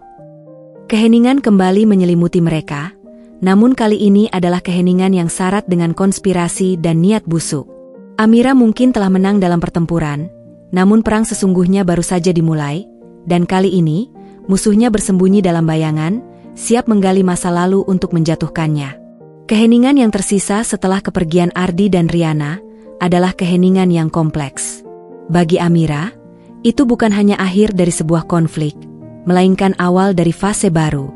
Ia tahu, meskipun kemenangannya di ruang rapat sudah mutlak, gema dari tindakannya akan terus bergema di seluruh Pertiwi Group. Ada kepuasan tipis yang ia rasakan, kepuasan karena telah menegakkan prinsip, namun juga kelelahan yang mendalam. Tekadnya yang membaja di depan para direksi mulai melunak begitu ia sendirian. Ia menghela napas panjang, membiarkan bahu tegangnya sedikit mengendur. Hari ini, ia telah membuat pernyataan tegas, bahwa Pertiwi Group di bawah kepemimpinannya tidak akan mentolerir pengkhianatan atau penyalahgunaan kepercayaan. Di balik wajah tenangnya, Amira merasakan sedikit kelelahan. Ini bukan hanya tentang kemenangan. Ini tentang menegakkan apa yang benar, tidak peduli seberapa kotor dan menyakitkan prosesnya. Ia menyadari tatapan mengagumi dari Pak Hadi, ekspresi terkejut yang masih tersisa pada beberapa direksi muda, dan anggukan persetujuan dari para sesepuh perusahaan yang tampaknya baru benar-benar menerima dirinya sebagai pemimpin yang tak bisa diremehkan. Saat rapat akhirnya selesai dan ruangan perlahan kosong, Amira tetap duduk. Ia membiarkan pikirannya berkelana. Di benaknya, muncul lagi wajah Ardi yang terpukul, dan mata Riana yang menyala penuh kebencian. Amira tahu, mereka tak akan tinggal diam. Keesokan harinya, perubahan di Pertiwi Group terasa palpabel. Berita pemecatan Ardi dan Riana menyebar seperti api, memicu bisikan di lorong-lorong, di pantry, bahkan di lift. Tidak ada lagi gosip samar tentang hubungan pribadi Amira yang beredar. Kini yang ada hanyalah desas-desus tentang ketegasannya yang menakutkan. Amira kini dipandang dengan campuran rasa hormat yang mendalam dan sedikit gentar. Karyawan-karyawan yang sebelumnya mungkin meremehkannya, kini berpikir dua kali sebelum bertindak di luar jalur. Mereka tahu, CEO muda ini bukanlah sosok yang bisa dipermainkan. Amira menggunakan momentum ini untuk memperketat kebijakan internal. Ia menginisiasi serangkaian pelatihan tentang etika kerja yang lebih ketat, memperbarui sistem pelaporan internal untuk mencegah kejadian serupa, dan mendorong transparansi di setiap departemen. Ia bergerak cepat, menunjukkan bahwa tindakan pemecatan itu bukan sekadar reaksi sesaat, melainkan bagian dari visi jangka panjangnya untuk Pertiwi Group yang lebih bersih, efisien, dan profesional. Dia ingin memastikan tidak ada lagi duri dalam daging yang bisa merusak inti perusahaan yang telah dibangun ayahnya dengan susah payah. Setiap dokumen, setiap proyek, dan setiap individu kini berada di bawah pengawasan yang lebih cermat, menciptakan iklim kerja yang lebih disiplin, namun juga sedikit lebih dingin. Jauh dari kemewahan gedung Pertiwi Group, di sebuah kafe kecil yang tersembunyi di sudut kota, Ardi dan Riana bertemu secara diam-diam. Suasana di antara mereka dipenuhi amarah dan keinginan balas dendam. Wajah Ardi masih memerah karena malu dan dendam, sementara Riana telah berhenti menangis. Air matanya telah mengering, digantikan oleh sorot mata yang dingin dan penuh perhitungan. "Kita tidak bisa membiarkan ini, Ardi," desis Riana, jari-jarinya mengetuk meja dengan tak sabar. Amira tidak akan bisa menikmati kemenangannya begitu saja. Dia harus merasakan apa yang kita rasakan. Ardi menyesap kopinya dengan geram. Dia menghancurkan reputasiku, karirku, hidupku hancur. Aku akan pastikan dia juga hancur. Bukan hanya itu, tambah Riana, suaranya mengandung nada peringatan. Dia bilang dia akan mengaudit keuanganmu. Itu bisa jadi masalah besar, Ardi. Ingat beberapa transaksi yang agak di luar prosedur itu. Ardi terdiam, mengangguk pahit. Ancaman audit finansial adalah pisau bermata dua yang bisa menusuk lebih dalam. Sebuah senyum licik perlahan muncul di bibir Riana. Tapi Amira punya kelemahan, Ardi. Semua orang punya. Dan aku tahu satu rahasia kecil tentangnya yang bisa kita pakai untuk membalasnya. Sebuah rahasia yang bahkan para direksi itu pun tidak tahu. Sesuatu yang terpendam jauh di masa lalu Pertiwi Group. Mata Ardi membelalak, penuh minat. Rahasia apa? Jangan bertele-tele, Riana. Riana menyeringai, matanya berkilat jahat. Ingat proyek pembangunan resort mewah di Pulau Seribu yang dibatalkan mendadak setahun lalu? Proyek impian almarhum ayahnya Amira? Ardi mengernyitkan dahi. Tentu saja. Proyek itu jadi omongan hangat karena pembatalannya yang tiba-tiba, tapi tidak ada yang tahu alasannya pasti. Apa hubungannya dengan Amira? Banyak, Ardi. Sangat banyak, jawab Riana, merendahkan suaranya seolah takut didengar, meskipun kafe itu hampir kosong. Proyek itu bukan hanya dibatalkan. Ada sesuatu yang terjadi di sana. Sebuah kecelakaan kerja fatal. Ardi terkesiap. Kecelakaan kerja fatal? Tapi kenapa tidak ada beritanya? Tidak ada laporan polisi? Tidak ada pemberitaan media? Aku tidak pernah mendengar sedikit pun tentang itu. Itulah poinnya, Ardi. Semuanya ditutup-tutupi. Riana berbisik, mendekatkan wajahnya. Aku dengar dari sumber yang sangat bisa dipercaya, orang dalam lama di Pertiwi Group sebelum kamu masuk. Kecelakaan itu melibatkan seorang pekerja yang meninggal dunia di lokasi proyek. Dan ada indikasi kuat, kelalaian dalam standar keamanan di sana. Ayah Amira menggunakan seluruh kekuasaannya, pengaruhnya, dan uangnya untuk membungkam semuanya. Dia bahkan membuat catatan resmi seolah-olah pekerja itu mengundurkan diri dan menghilang, atau meninggal karena sebab lain di luar lokasi proyek, demi melindungi reputasi perusahaan dan putrinya. Ardi terdiam, mencerna informasi yang mengejutkan itu. Sebuah senyum tipis, penuh kemenangan, mulai terbentuk di wajahnya. Jadi, Amira punya rahasia kelam. Sesuatu yang bisa menghancurkan citranya sebagai CEO yang bersih dan berintegritas. Mengungkapkan bahwa dia dan keluarganya sendiri telah menutupi sebuah kejahatan. Tepat sekali, Riana mengangguk penuh semangat, matanya berbinar. Jika kita bisa mengungkap ini, menunjukkan bahwa dia sendiri punya masa lalu yang kotor dan ditutup-tutupi, maka semua integritas yang dia bicarakan kemarin, semua omong kosongnya tentang lingkungan kerja bersih, akan runtuh.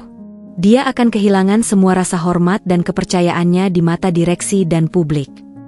Tapi bagaimana kita bisa membuktikannya? Itu sudah bertahun-tahun yang lalu. Semua jejak pasti sudah dihilangkan. Ardi skeptis, meskipun semangat balas dendamnya kini membara. Itulah tantangannya.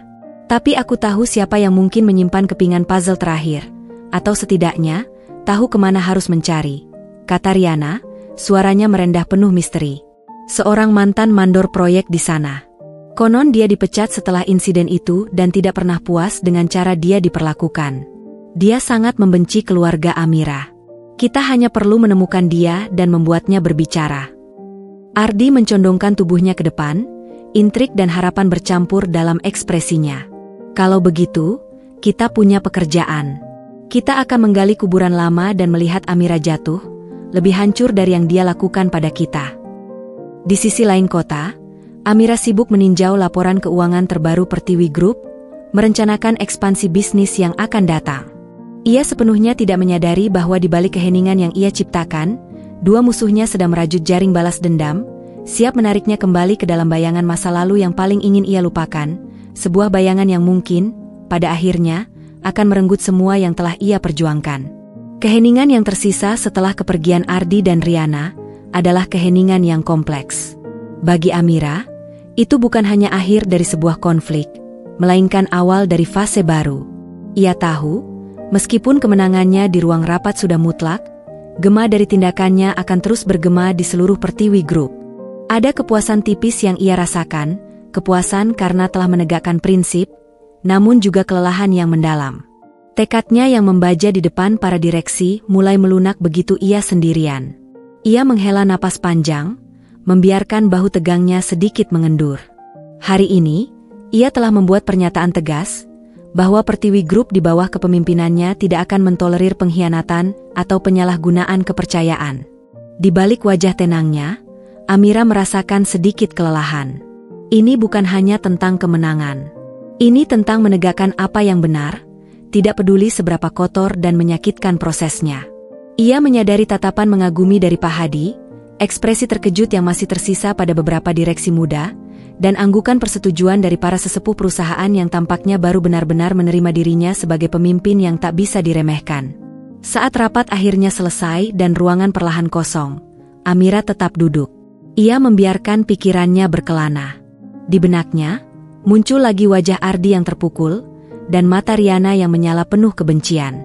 Amira tahu, mereka tak akan tinggal diam.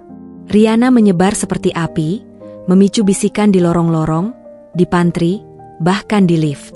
Tidak ada lagi gosip samar tentang hubungan pribadi Amira yang beredar. Kini yang ada hanyalah desas-desus tentang ketegasannya yang menakutkan. Amira kini dipandang dengan campuran rasa hormat yang mendalam dan sedikit gentar. Karyawan-karyawan yang sebelumnya mungkin meremehkannya, kini berpikir dua kali sebelum bertindak di luar jalur. Mereka tahu, CEO muda ini bukanlah sosok yang bisa dipermainkan. Amira menggunakan momentum ini untuk memperketat kebijakan internal. Ia menginisiasi serangkaian pelatihan tentang etika kerja yang lebih ketat, memperbarui sistem pelaporan internal untuk mencegah kejadian serupa, dan mendorong transparansi di setiap departemen. Ia bergerak cepat, menunjukkan bahwa tindakan pemecatan itu bukan sekadar reaksi sesaat, melainkan bagian dari visi jangka panjangnya untuk Pertiwi Group yang lebih bersih, efisien, dan profesional. Dia ingin memastikan tidak ada lagi duri dalam daging yang bisa merusak inti perusahaan yang telah dibangun ayahnya dengan susah payah. Setiap dokumen, setiap proyek, dan setiap individu kini berada di bawah pengawasan yang lebih cermat, menciptakan iklim kerja yang lebih disiplin, namun juga sedikit lebih dingin.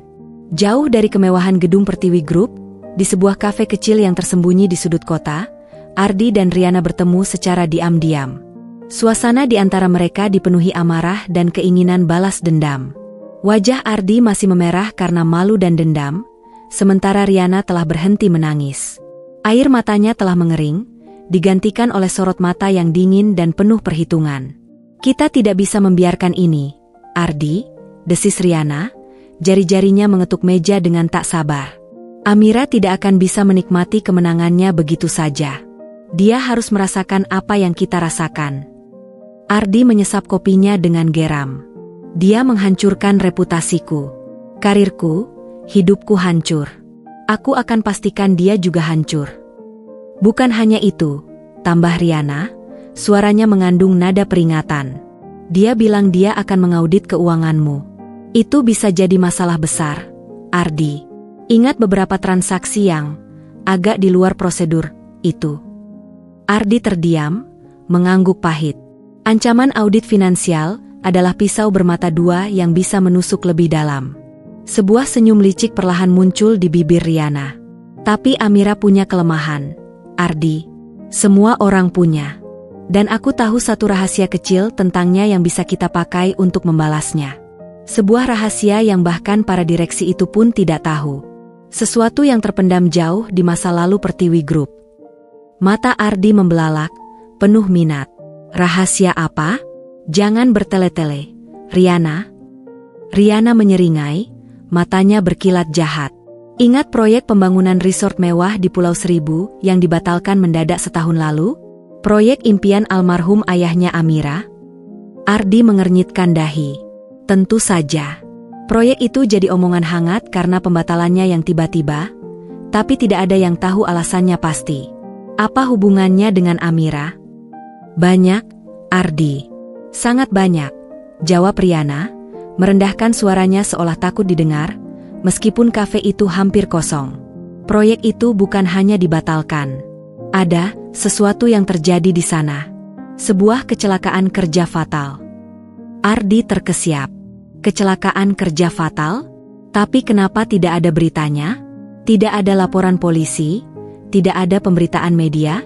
Aku tidak pernah mendengar sedikit pun tentang itu. Itulah poinnya, Ardi. Semuanya ditutup-tutupi. Riana berbisik, mendekatkan wajahnya. Aku dengar dari sumber yang sangat bisa dipercaya, orang dalam lama di Pertiwi Group sebelum kamu masuk. Kecelakaan itu melibatkan seorang pekerja yang meninggal dunia di lokasi proyek. Dan ada indikasi kuat, kelalaian dalam standar keamanan di sana. Ayah Amira menggunakan seluruh kekuasaannya, pengaruhnya, dan uangnya untuk membungkam semuanya. Dia bahkan membuat catatan resmi seolah-olah pekerja itu mengundurkan diri dan menghilang, atau meninggal karena sebab lain di luar lokasi proyek, demi melindungi reputasi perusahaan dan putrinya. Ardi terdiam, mencerna informasi yang mengejutkan itu. Sebuah senyum tipis, penuh kemenangan, mulai terbentuk di wajahnya. Jadi, Amira punya rahasia kelam. Sesuatu yang bisa menghancurkan citranya sebagai CEO yang bersih dan berintegritas, mengungkapkan bahwa dia dan keluarganya sendiri telah menutupi sebuah kejahatan. Tepat sekali, Riana mengangguk penuh semangat, matanya berbinar. Jika kita bisa mengungkap ini, menunjukkan bahwa dia sendiri punya masa lalu yang kotor dan ditutup-tutupi, maka semua integritas yang dia bicarakan kemarin, semua omong kosongnya tentang lingkungan kerja bersih, akan runtuh. Dia akan kehilangan semua rasa hormat dan kepercayaannya di mata direksi dan publik. Tapi bagaimana kita bisa membuktikannya? Itu sudah bertahun-tahun yang lalu. Semua jejak pasti sudah dihilangkan. Ardi skeptis, meskipun semangat balas dendamnya kini membara. Itulah tantangannya. Tapi aku tahu siapa yang mungkin menyimpan kepingan puzzle terakhir, atau setidaknya, tahu kemana harus mencari, kata Riana, suaranya merendah penuh misteri. Seorang mantan mandor proyek di sana. Konon dia dipecat setelah insiden itu dan tidak pernah puas dengan cara dia diperlakukan. Dia sangat membenci keluarga Amira. Kita hanya perlu menemukan dia dan membuatnya berbicara. Ardi mencondongkan tubuhnya ke depan, intrik dan harapan bercampur dalam ekspresinya. Kalau begitu, kita punya pekerjaan. Kita akan menggali kuburan lama dan melihat Amira jatuh, lebih hancur dari yang dia lakukan pada kita. Di sisi lain kota, Amira sibuk meninjau laporan keuangan terbaru Pertiwi Group, merencanakan ekspansi bisnis yang akan datang. Ia sepenuhnya tidak menyadari bahwa di balik keheningan yang ia ciptakan, dua musuhnya sedang merajut jaring balas dendam, siap menariknya kembali ke dalam bayangan masa lalu yang paling ingin ia lupakan, sebuah bayangan yang mungkin, pada akhirnya, akan merenggut semua yang telah ia perjuangkan. Tatapan Pak Budi yang menajam membuat Riana dan Ardi menahan napas. Ada kilatan luka dan amarah tersembunyi di mata pria tua itu, seolah kedatangan mereka telah mengoyak lapisan kedamaian yang rapuh. Setelah hening yang terasa abadi, Pak Budi akhirnya membuka suara, "Ada apa kalian kemari? Saya tidak punya urusan lagi dengan Jakarta, apalagi dengan Pertiwi Group." Suaranya serak, tetapi tegas. Ardi, yang tadinya bersemangat, kini sedikit gentar melihat sorot mata itu. Riana, yang lebih berani, maju selangkah. "Kami datang bukan sebagai perwakilan Pertiwi Group, Pak Budi. Kami adalah korban Amira Wijaya. Sama seperti Anda." Mendengar nama Amira Wijaya, raut wajah Pak Budi semakin mengeras. "Amira? Jadi dia sekarang yang memimpin perusahaan itu?" Sungguh ironis. Ada nada getir dalam ucapannya. Riana melihat celah. "Kami tahu Anda dipecat tidak adil dari proyek Pulau Seribu, Pak. Kami tahu ada kebenaran yang ditutupi oleh keluarga Wijaya. Kebenaran tentang kecelakaan itu." Mendengar kata kecelakaan, tubuh Pak Budi menegang. Ia menatap Riana dan Ardi bergantian, seolah menimbang niat mereka. Ia melihat dendam di mata mereka, sebuah dendam yang ia kenali. "Kalian tahu apa?" tanyanya pelan, namun penuh tekanan. "Kami tahu ada seorang pekerja yang meninggal dunia karena kelalaian dalam standar keselamatan di sana, Pak," kata Ardi, mengambil alih. "Dan bahwa keluarga Amira menutup-nutupi semuanya." Napas Pak Budi tersentak. Ia mengalihkan pandangannya ke hamparan sawah di depannya, matanya menerawang. "Kelalaian ya, kelalaian," bisiknya, lebih kepada dirinya sendiri. "Mereka bilang itu takdir. Mereka bilang aku lalai. Tapi aku sudah memperingatkan tentang konstruksi pondasi yang rapuh itu. Mereka tidak mau dengar." Nada suaranya meninggi, kemarahan yang terpendam selama bertahun-tahun akhirnya meledak. Pak Budi kemudian menceritakan semuanya, dengan suara bergetar dan mata berkaca-kaca. Tentang bagaimana ia telah memperingatkan akan bahaya reruntuhan, tentang tekanan dari atasan untuk mempercepat proyek, dan puncaknya, tentang hari nahas ketika struktur bangunan ambruk, menewaskan seorang pekerja muda di tempat. Ia menceritakan bagaimana Tuan Wijaya datang langsung ke lokasi, menawarkan uang tutup mulut yang sangat besar kepada keluarga korban dan para saksi, termasuk dirinya. Bagaimana ia dipaksa menandatangani surat pengunduran diri yang menyatakan ia bertanggung jawab atas kecelakaan itu, dan diancam jika berani membocorkan rahasia. "Dan Amira?" tanya Riana, suaranya pelan. "Apakah dia tahu semua ini?" Pak Budi mengangguk pahit. Dia ada di lokasi hari itu. Dia melihatnya. Dia masih sangat muda, terpukul. Tapi dia juga ada di rapat ketika ayahnya memutuskan untuk menutup kasus itu. Dia tidak bicara. Dia hanya melihat. Ardi dan Riana bertukar pandang. Ini adalah bukti yang mereka butuhkan. Sebuah kebenaran yang kejam, sebuah noda gelap di masa lalu Amira dan keluarganya, yang bertolak belakang dengan citra integritas yang Amira bangun saat ini. Mereka punya saksi. "Terima kasih, Pak Budi," kata Ardi, ada kepuasan pahit di suaranya.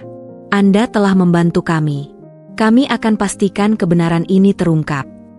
Pak Budi hanya menatap mereka dengan tatapan kosong. "Kalian bisa pergi. Aku sudah lelah dengan semua ini." Ia kembali menganyam keranjangnya, seolah tak ingin lagi terlibat dalam drama yang baru saja ia ungkap. Amira, yang masih sibuk di Pertiwi Group, tidak pernah mengetahui kunjungan Ardi dan Riana ke Pak Budi. Ia terus memimpin perusahaan dengan tangan besi, menyelesaikan restrukturisasi, dan meraih sukses demi sukses. Berita tentang pemecatan Ardi dan Riana berangsur mereda, digantikan oleh berita tentang kinerja Pertiwi Group yang semakin membaik di bawah kepemimpinannya. Namun, beberapa minggu kemudian, sebuah amplop tanpa nama tiba di meja Amira. Di dalamnya, ada beberapa lembar foto buram dari lokasi proyek Pulau Seribu, sebuah salinan laporan internal yang samar-samar tentang insiden keamanan, dan sebuah memo tulisan tangan yang singkat, "Kebenaran selalu menemukan jalannya. Bahkan setelah bertahun-tahun, integritasmu hanyalah topeng." Amira menatap isi amplop itu, jantungnya berdebar kencang. Wajahnya yang tenang seketika pucat. Bayangan masa lalu yang ia coba lupakan kini kembali menghantuinya. Ia tahu, ini adalah ulah Ardi dan Riana. Mereka telah menemukan cara untuk membalas dendam. Ia menggenggam erat kertas-kertas itu. Pertarungan di ruang rapat hanyalah permulaan. Kini, yang dipertaruhkan bukan hanya jabatannya, melainkan seluruh reputasi dan warisan yang telah ia bangun. Kebenaran tentang Pulau Seribu kini terancam terkuak, siap mengguncang fondasi Pertiwi Group, dan yang lebih penting, menguji sejauh mana Amira akan berjuang untuk menjaga rahasia yang telah lama terkubur. Apakah ia akan membiarkan bayangan masa lalu menghancurkannya? Ataukah ia akan menghadapi kebenaran itu dengan caranya sendiri, sekali lagi menunjukkan ketegasannya yang luar biasa? Cerita Amira di Pertiwi Group, meski tampak tenang di permukaan, baru saja memasuki babak yang paling menegangkan.